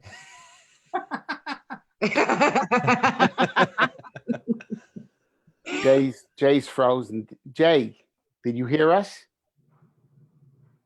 Earth to Jay. Woo-hoo. Jay lost his audio. You could find me on Spirituality Gone Wild. You could find me. What's that? Were you hearing us? You could also find me on my website, healmindbodysoul.com. And you can find me on the mountain peaks of Arizona. All right. And the GoFundMe link for Jay will be also in the chat. And I'm going to go ahead and mention too, that Christopher and I, we do have a donation page as we are looking for a place. If anybody knows anywhere in the area of Coachella Valley and wants to hang out with Christopher and I and Foxy, let me know. Because like we're going to figure this out by tonight. And it's great. We're on an adventure. So you guys, thank you so very much. TJ, I can't even begin to thank you. There's a lot of great interaction. I want to say goodbye to everybody, but ask everyone to hang on while Jay, go ahead. If you want, you can finish you can turn the live stream off. Just disconnect it. And then Everybody.